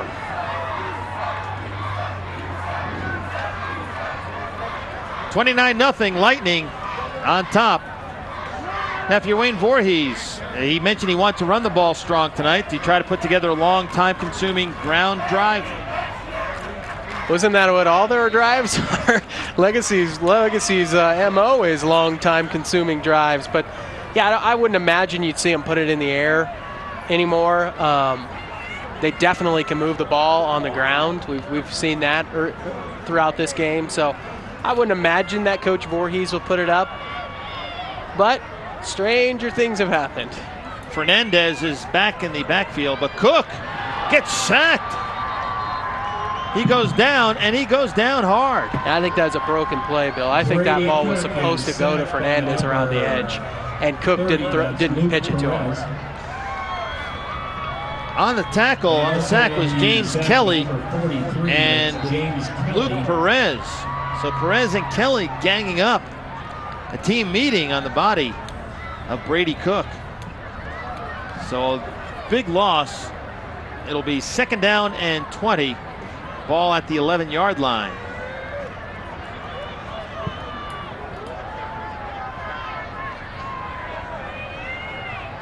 Suarez in motion. Fernandez up the middle. Good yardage. Picks up about 7 before he's finally tackled on the play. Fernandez on the carry. Matt Dreiling. Tackle was by number 88, Colton Sauer. Yeah, you may see him put it in the air right now. 3rd and 13, 3rd and 12. McWee comes in with a play. And if they don't make the first down here, Kip Smith can try a 90-yard field goal. That would be a world record. I don't even have to look that one up. Suarez and McWee to the near side.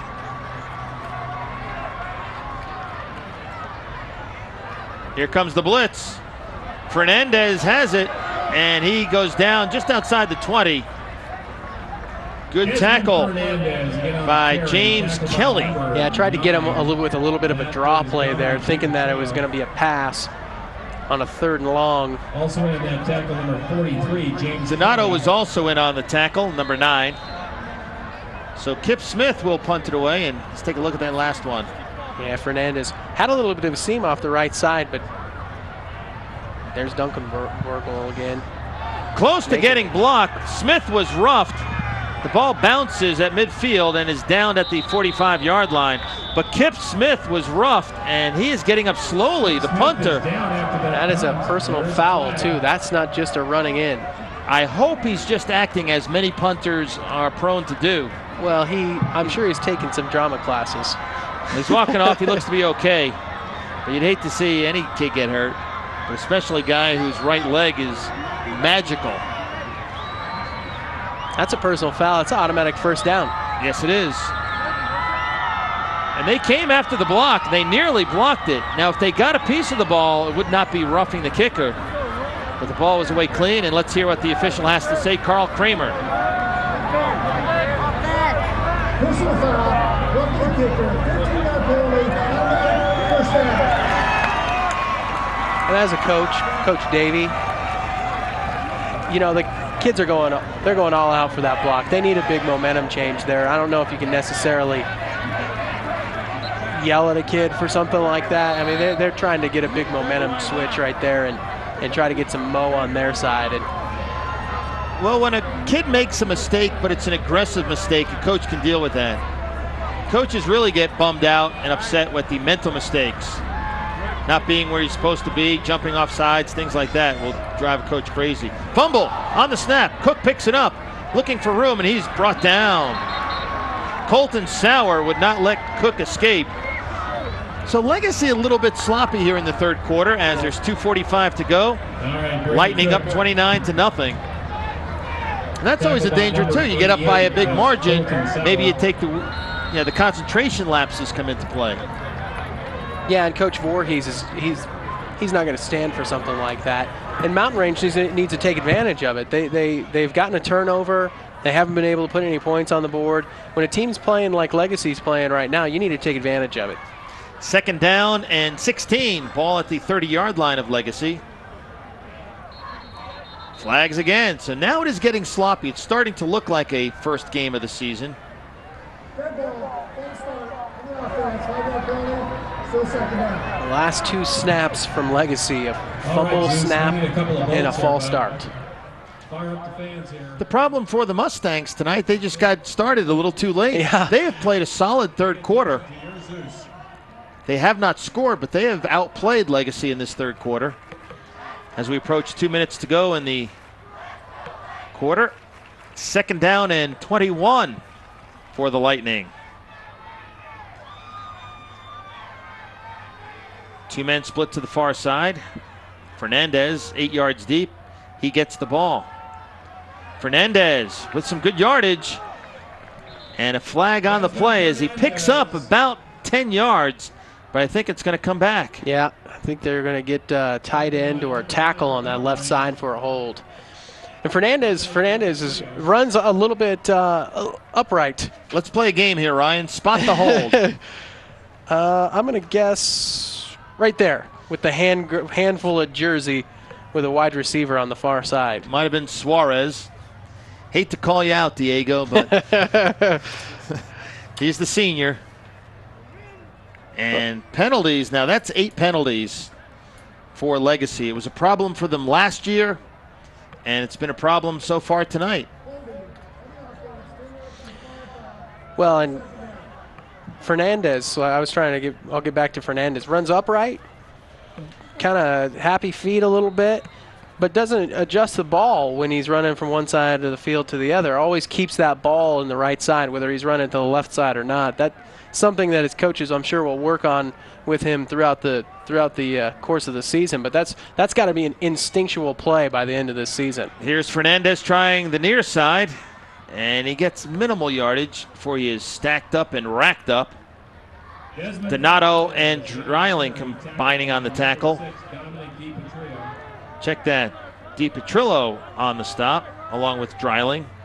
Petrillo, a junior, 5'10", 165 pounds. Yeah, good pursuit by Dreiling, just following him along the line of scrimmage and making the play. What do you do in 3rd and 29, Bill? Well, you could take a subway. Under a minute to Bus. go. Maybe a screen pass, something of that nature. They give it to Fernandez straight up the middle. And he gets some good yardage, but not nearly close enough for a first down. So it'll be 4th down at the 25-yard line and 23 to go. So see how Kip Smith shakes off the roughing penalty. So nothing hurt on the roughing penalty from Mountain Range.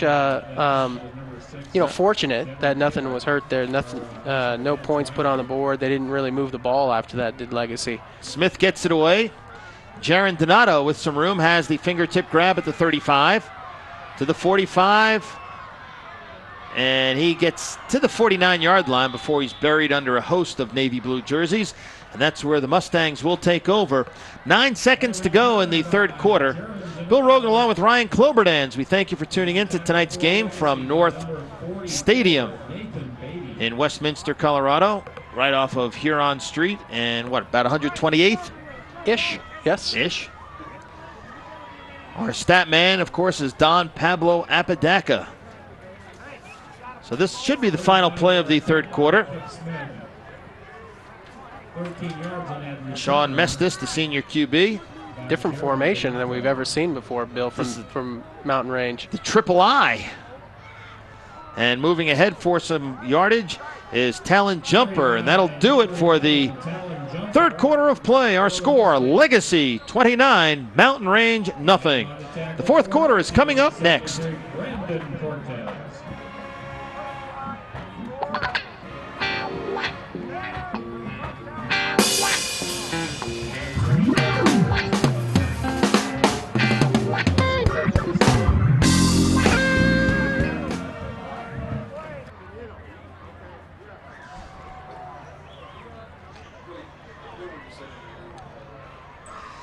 And there's the score, 29-0, Legacy on top as we are set to start the 4th quarter of play. Mountain Range has the ball at the Legacy 45-yard line. It will be 2nd down and 4 for the Mustangs. No scoring in the 3rd quarter. Surprising. Yeah, all the scoring was done in the first half, and a brilliant first half for Legacy. They pretty much ambushed Mountain Range. A couple of turnovers didn't help the Mustangs, but the Mustangs played a very solid 3rd quarter. Did miss a field goal, but that was the closest anyone came to scoring in that 3rd quarter, and we'll see if the Mustangs can put some points on the board on this drive. I think they were waiting for our TV time out there, Bill. Did you see that? Yes. Thank you. Thanks, guys. Good job by the officials. And here's Jumper. That was a weird-looking play. Gets about 2 yards. That is one of the weirdest formations. It looks almost like the victory formation, as if they're going to line up to kneel down on it. And then Jumper gets about a 10-yard run into the line of scrimmage. Let's see where he lines up. He is almost 10 yards behind the line of scrimmage and then catches the ball and just gets a head of steam and runs towards Same play again on 3rd down, and that's short of a first down. Nate Pickens was in on the tackle. Also sticking his nose in there was Mark Norman. So this is this is Mountain Range's version of switching it up a little bit, trying to catch Legacy off guard with a different formation. What do you call that? How about the triple I? I'm going to call it the triple I, but they're not really lined up in, and I really don't know. That's one of the deepest tailbacks I have ever seen. The exclamation point offense. That sounds like a good idea. Exclamation point sounds good. And look at that tailback is almost 10 yards, 9 yards behind the line of scrimmage. And we have a timeout taken by Mountain Range. 10:53 to go, fourth quarter. It's Legacy 29, Mountain Range nothing. And the Mustangs take their first time out of the second half. Gives us a chance to remind you that the DVD of this broadcast is available. And it's very popular because a lot of the parents love to have the memories of their kids playing. And all you have to do is go to broomfield.org, and there's information on how to order your DVD. And it's a DVD that a lot of people may queue up to the end of the first half when Kip Smith of Legacy booted a 67-yard field goal, setting a Colorado State record and 1 yard short of a national record. And because the ball cleared the bar, Ryan, by a good 3-4 yards, I wish it was a 69 or 70-yard attempt now. Yeah. Because then he would have had the national record. I think they would have kicked it from 70. They would have. I think they would have kicked it from 70. That might have been as far back as they would have gone. But 4th down and 3. Sean Mestis in a heap of trouble. Fires downfield, incomplete. Intended for Apodaca. And the Mustangs turn it over on downs. First time we've seen the ball in the air. Yeah, just a little short of his receiver. He was running for his life on that play and made a heck of an effort just to get the ball out to Apodaca. But as we'll see here, looks like he wants to roll to his right, and that just gets blown up. So he turns around and then throws kind of off of his back foot and just throws this ball short. That'd have been a first down, too. Apodaca was open. So those Apodacas are good athletes. Our stat man, Don Apodaca, shakes his head in agreement. First time he's ever agreed with me. First down, Legacy. Brady Cook, the quarterback, gives to Desmond Fernandez, and he is wrapped up. Good penetration off the right side of that defensive line. And once again, making the play is Alec Tanner. Brian Davey, the head coach of Mountain Range, said that Tanner may very well be his hardest hitter on defense. And he has been active all night.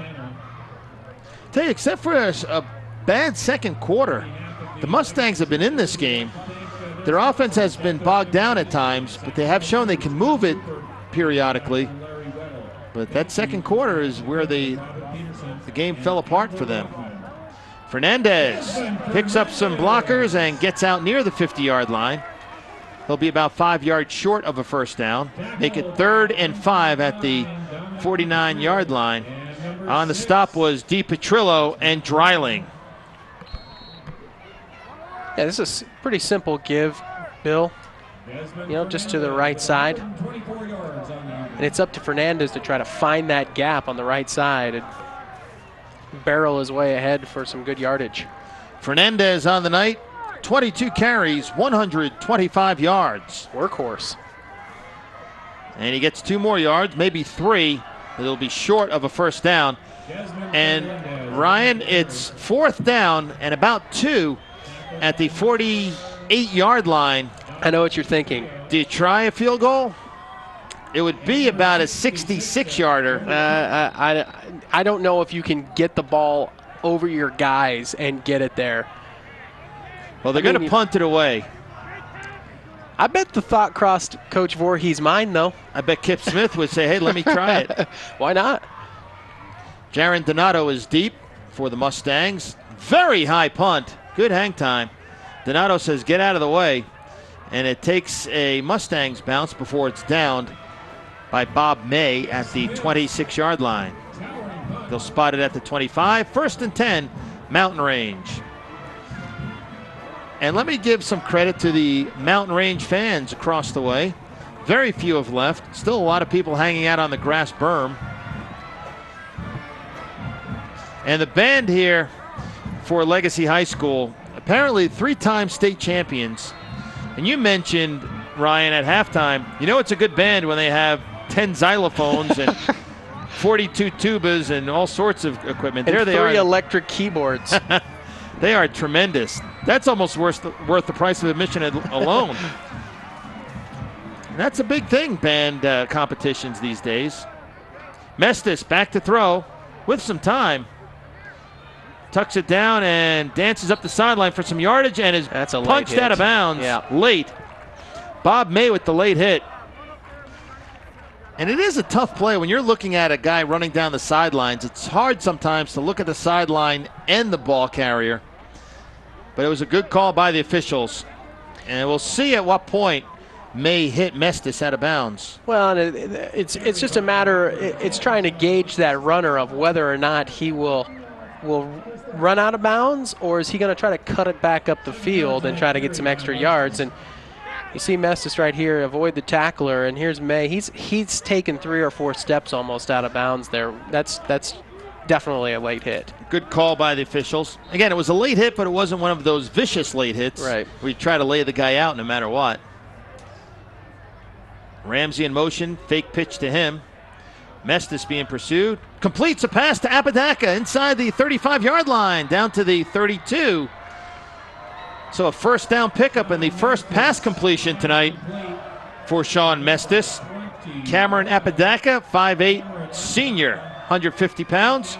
We're going to take a look at this replay, Bill. This is just a beautiful little play here. Good blocking from the backside. Mestis has got all sorts of time as he's rolling to his left. That's his offside, so that throw is not necessarily the easiest, and he hit his receiver in stride. Mestis again. Pass is incomplete. Was intended for Eigenberg and broken up by the cornerback Mason Doubleday. Basically, same play, run it to the other side, run it to his strong side where he can throw on the run and doesn't have to throw across his body, and just threw that one a little bit behind the receiver. Second down and 10 for Mountain Range. Ball at the 31-yard line of Legacy. 8 minutes, 18 seconds to go in the fourth quarter. And right now the Mustangs trying to break the shutout. Moving the football. Mestis will keep. Mestis down the left side. Mestis cuts it inside the 10-yard line. First down, Mustangs. Mestis has got some wheels. I'm impressed with his foot speed. He is a good athlete. Justin Munch on the tackle, perhaps saving a touchdown. And there's the number 10 on the helmet there, Bill. You're right. Good ball fake, holds that ball on his hip. Looks like he wanted to throw that ball initially, but nothing really opened up for him, and he just decided to tuck and run. And some good downfield blocking. Mestis, little dump pass, incomplete, intended for the fullback Hartman. He had the tight end Merritt open in the end zone. Not just open, wide open in the end zone. Just missed him. Sean Mestis, 8 carries, 53 yards on the evening.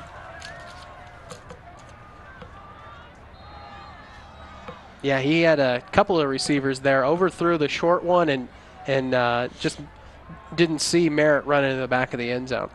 Second and goal to go from the 9-yard line. You know Merritt's letting him hear about it in the huddle too. Man, I was wide open.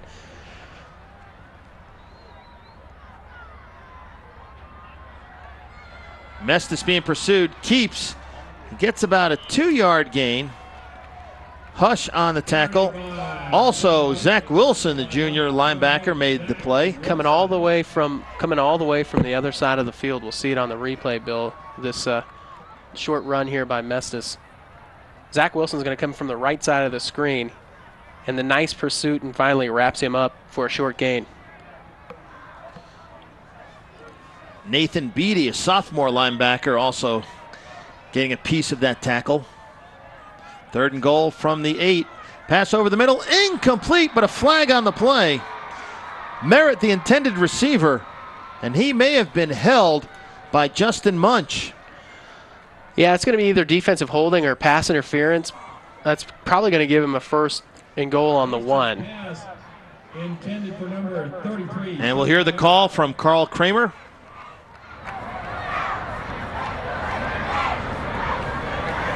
Pass interference on the defense. Half the goal. Automatic first down.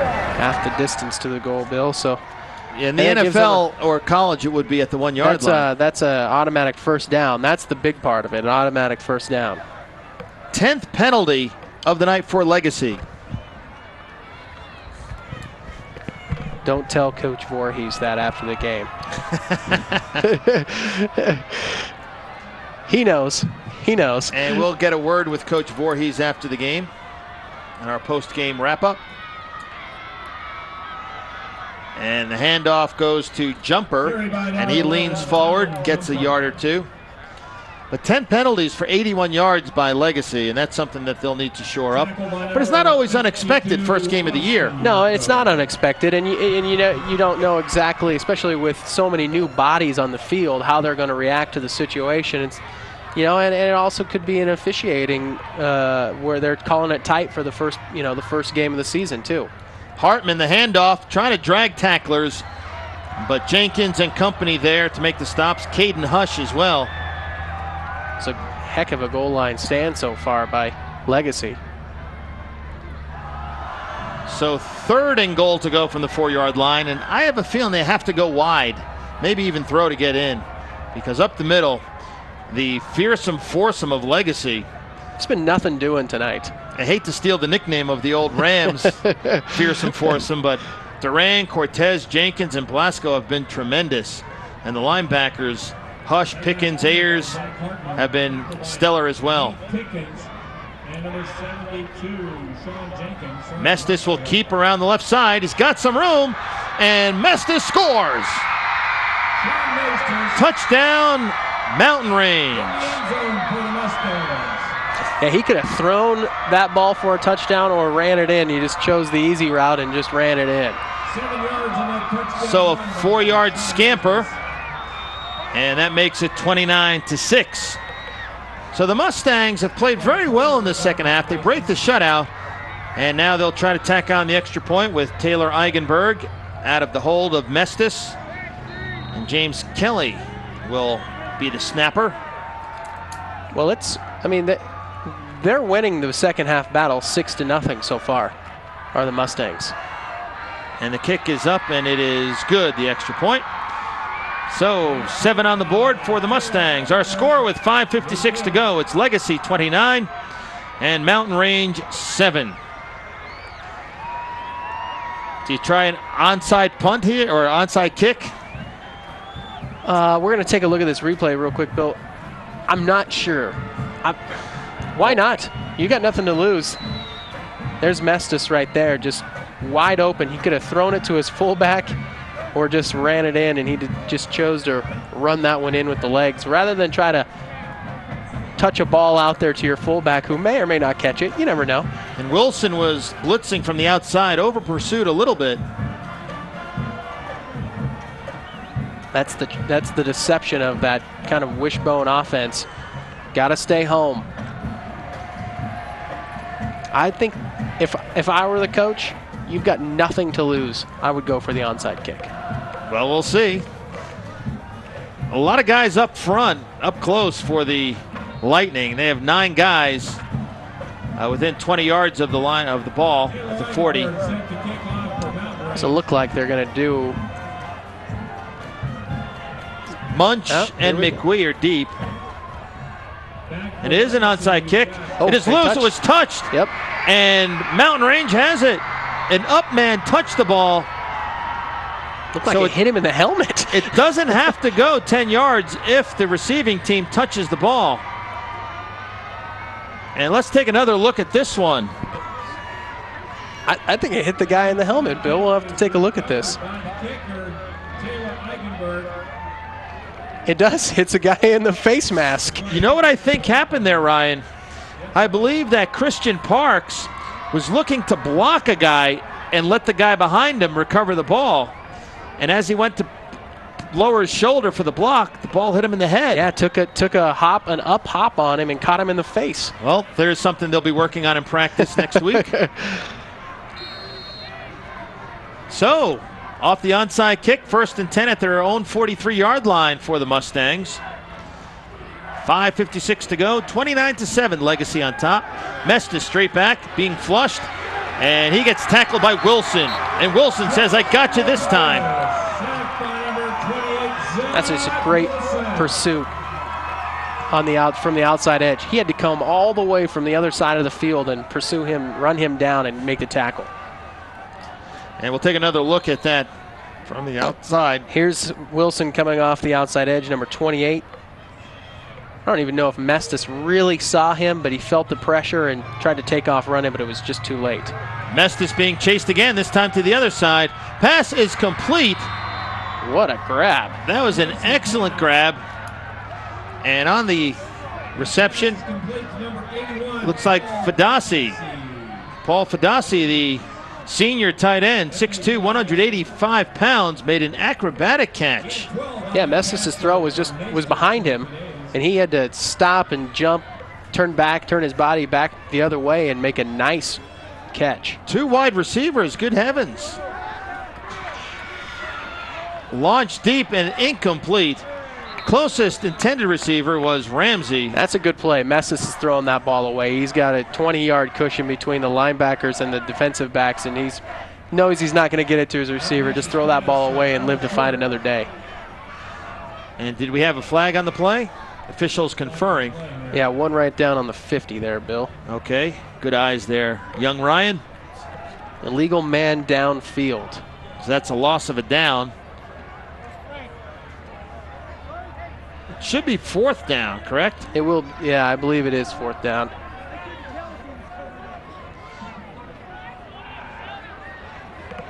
So 4:44 to go in the 4th quarter. A lot of 4s on the scoreboard. And we'll hear the call.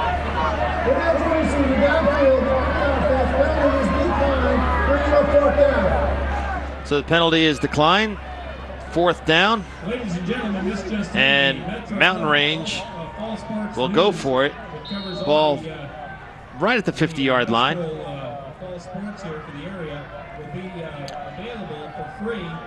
Again, the tight backfield.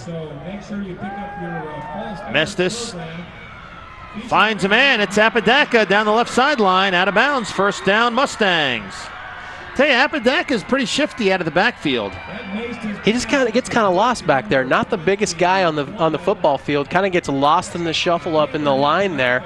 They don't split anybody on that play. They don't split anybody out wide. So you got a lot of traffic coming through the line there. He just gets kind of lost behind the linebackers, finds a nice soft spot, and makes a nice catch. Apodaca, 5'8", 150 pounds. He's a senior. So 4th down pickup results in 1st and 10 at the Legacy 35-yard line. Mestis scrambling again and loses his footing before he gets tackled. Mark Norman lays on him pretty much. Yeah, also Brandon Cortez. Yeah. Where was this in the first half? This offense from Mountain Range. So you have the ability to run that wishbone offense.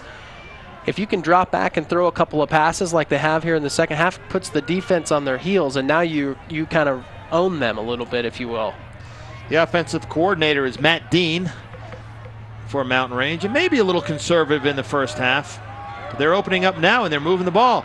Thrown deep, and it is incomplete, intended for Taylor Eigenberg. He gave it his all, too. Doubleday and Munch were on the coverage. Mestis displaying a pretty good arm. And maybe if you put a little bit more loft on it, would have given Eigenberg a better chance. Mestis has got himself, he is a fine athlete. Nice legs. Nice tight spiral. And look at that camera work. Watch the layout at the end. That's a lot of effort to come up just a few inches short. Great job by Joe, our cameraman down there, along with Jonathan. I think his name is Joe. Sure. 3rd down and long. Mestis, again running for his life, fires downfield, incomplete, intended for Eigenberg, just behind him. And now it's 4th down and 17 from the 42-yard line. So they're moving this pocket left side, right side. just because the defensive line for Legacy is kind of taking hold of the offensive line, moving that pocket left side, moving that pocket right side, buys Messis just a little bit more time to try to find those receivers down the field. This the 100th game in Legacy High School history, their 10th season of football. An historic night as their field goal kicker Kip Smith, toward the end of the first half, booted a record 67-yard field goal for the state of Colorado. Now Mestis downfield, he's got a man, incomplete. Getting there to bust things up was Jordan King. Pass was intended for out of the backfield, and it was intended for Kelly. James Kelly is a defensive lineman. I don't think Kelly really knew the ball was coming to him until he happened to turn his head over his shoulder, and it was thrown a little bit behind him. He had to try to stop and come back to that. Would have been a heck of a catch if he would have made it. So the ball turned over on downs. 1st and 10 at the 42 for Legacy with 3:37 to go. 29-7, Lightning on top of the Mustangs. And a flag flies. False start on the wide receiver on the near side of the field, Bill. That's McWee, number 2. He did a pump fake. That's the best thing I can call it is a pump fake. He flinched a little bit, and that's an easy call for the line judge right here. So another Legacy penalty. 4 false start penalties tonight. 11 penalties on the night for 86 yards, I believe. Our stat man Don Apodaca working on that. Fernandez, he loses yardage. But this has been a second team for the Mustangs in this half. A completely different team. Defense is flying around, flying towards the ball. Offense is putting it up in the air, trying to move around, make some plays. Absolutely night and day difference. Maybe some jitters in the first half. Absolutely. Playbook a little too conservative, maybe. And they've got a quarterback in Mestis, and maybe they didn't know exactly what they had with him. Decided here in the second half to open it up a little bit, and maybe they've seen something that they can use in later games. Brady Cook hands to Desmond Fernandez up the middle for good yardage, about a 9-yard gain. On the tackle was Jaron Donato. I like the way he hits the hole. He always seems to find a crease, and here's an example of that. As we watch Fernandez take his 30th carry, Bill, a 25th carry, I should say, right up the middle. 140 yards on the ground for Fernandez tonight. Alex Gebbin leading the way with a nice block. 3rd down and about 8 yards to go for a first down. Here comes the blitz up the middle, and they get Fernandez, loses a yard or two. Good tackle by Alec Tanner. Once again, he may be the best guy on defense tonight. He is. This second half, it's about the only number or name you've called on the defensive side. He's everywhere. What I like about the Mustangs in the second half, they're playing with enthusiasm, and it would be very easy to be downcast and disheartened after the first half. Sure. But they've come out and played as if it was a 0-0 game. And right now, Donato will be deep, awaiting the punt of Kip Smith. High snap through the hands of Smith. He still gets it away, and a nice punt. 21-yard line for Donato. Donato out to the 30, so a 9-yard gain before he's wrestled out of bounds by McWee. Also in on the tackle was Luke Weaver. How he had enough time to get that ball off. You know, it was it's Kip Smith's night. Let's put it that way. Ball goes, as we watch the replay of this, Bill, ball will go through his hands, takes a perfect bounce right back into his hands, and he still has time to pick it up and kick a nice punt. And he didn't panic. No. And then it was a pretty good return by Donato. And he avoids the gunner. And he's just in a sea of blue right here, sea of gold helmets. Almost gets tackled by his own man. It breaks the tackle there. And then finally, May and McWee bring him down. Back to live action. Handoff up the middle and a positive gain of about 7 yards. And now we're going to the bench. That was carried by somebody not on the roster. Do you have a 37 on your roster, No, Ryan? I think it was Zach Pelser, though. Okay, Zach Pelser. And if it was him, he's a sophomore getting some playing time. Zach, if it wasn't you, I'm sorry.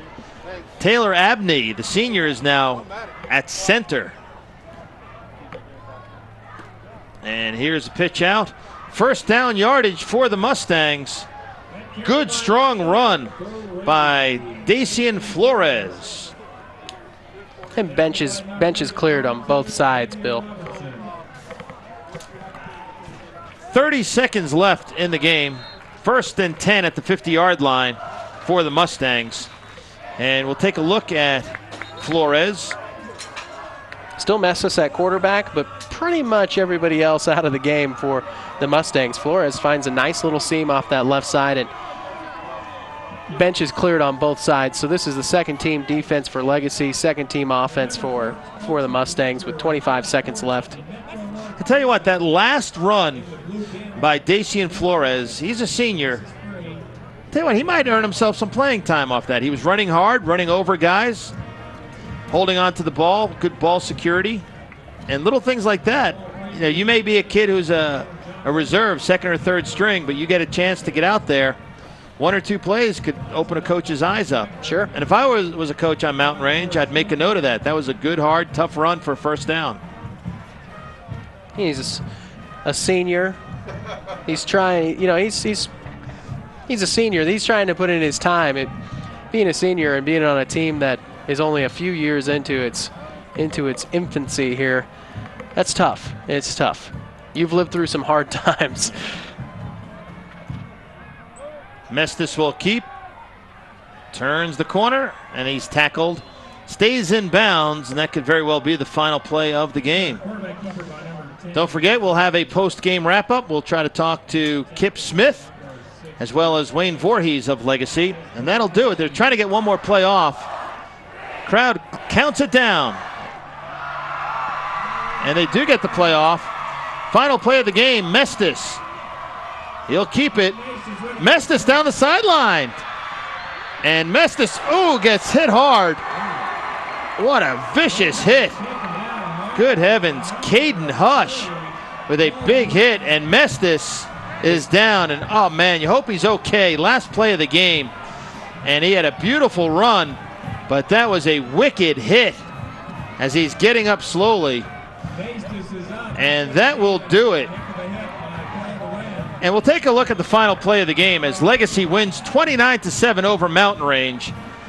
And a wild final play. And Mestis still shaken up, but here it is, Ryan. Yeah, Mestis, a heck of an effort on this last play of the game. He's just trying. This is pride and effort right now.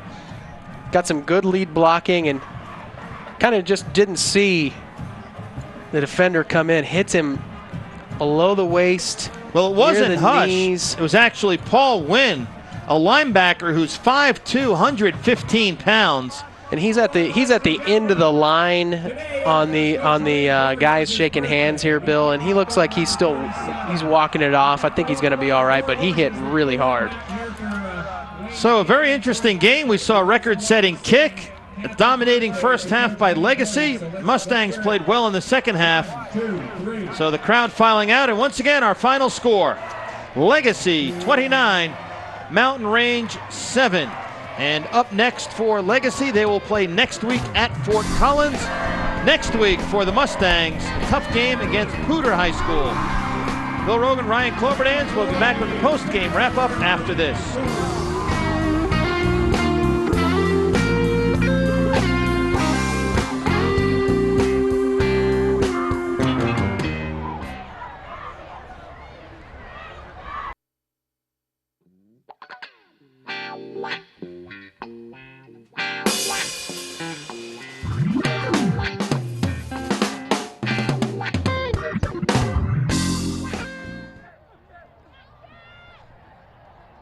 The 100th game in Legacy football history is a successful one as the Lightning defeat the Mountain Range Mustangs by a score of 29-7. With us now is head coach Wayne Voorhees of Legacy. And coach, Brady Cook, 3 touchdown passes. Fernandez, a nice night, well over 100 yards rushing. But we're going to talk about a kicker. Kip Smith sets a Colorado State high school record, 67 yards. First of all, tell us the strategy behind it when the Mustangs were punting the ball away. Well, we called our last 2 timeouts, and we knew that we had to fair catch the ball to give him a chance. So we fair caught it, lined it up, and he made it. Were you confident he would make it, or are you hoping? We felt like he had a good chance. He's got the leg to do it, and it's just whether or not he executes. And we hadn't had a lot of practice on it, so he did a great job. Well, from a coaching standpoint, I would guess you're pretty happy with the first half.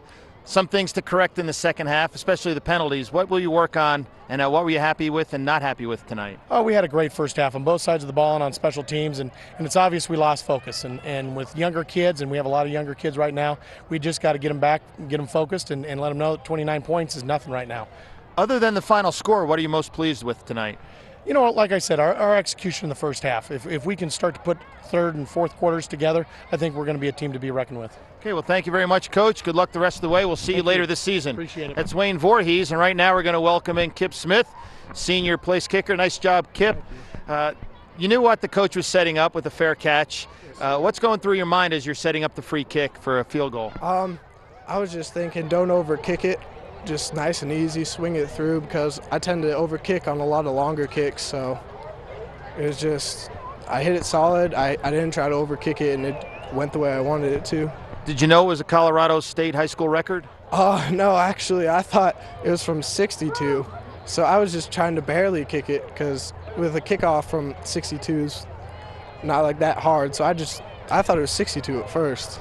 Well, when the ball came off your foot, did you like its chances? Yeah, a lot. So you knew right away? I didn't know right away. I was kind of just like begging and begging. I didn't know if it was long enough or all, but worked out good. Well, certainly a nice way to start the season for you and your team. But looking ahead to your football future, you'll be playing at Minnesota. They're not going to be playing indoors anymore. They have a brand new stadium. You knew that. Yes, sir. It's going to be pretty cold, but it's going to be a really fun experience. Well, what went into your decision to go to Minnesota? Everything. I think God was just pointing me in that direction. It's just the coaches, the facilities, the university in general. I just really fell in love with it. Well, good luck next year, of course, but you have more important things at hand right now, and that's Legacy football. Again, congratulations on a record-setting kick, 67 yards. We'll see if you can do it again sometime. Thank you, sir. Okay. That's Kip Smith, very polite Kip Smith, calling me sir. I felt like I was back at West Point there, Ryan. But again, Coach Voorhees said, some good and bad. Coaches like to look at the negatives and work on them. But this is a Legacy team that I think played better than we expected after losing so many guys. They have to be pretty pleased. Yeah, I think so, especially with the first half. As Coach Voorhees just passed me, he said, how about that second half was like watching paint dry, wasn't it? So I think he's got some stuff to work on, but I think he's pretty pleased overall. And if you're a Mountain Range fan, you have to be a little disappointed with the loss, but encouraged at the second half. Yeah, and they came out with heart and fire in the second half. I mean, that's something when you're down 29-0 and coming out in the second half, that's tough to muster. And, I think if you're walking away as a Mountain Range player, you walk away with that. As far as Channel 8 goes, our next game will be Longmont and Broomfield. Looking forward to that one. Yeah, Coach Davies, Broomfield, pounded on the ground, just kind of like tonight. It's going to be great. And it's always a good atmosphere at Broomfield High School. So that will do it. For the entire crew and for Ryan Klobertans, I'm Bill Rogan. Thanks for watching. Once again, the final score, Legacy 29 and Mountain Range 7. Good night.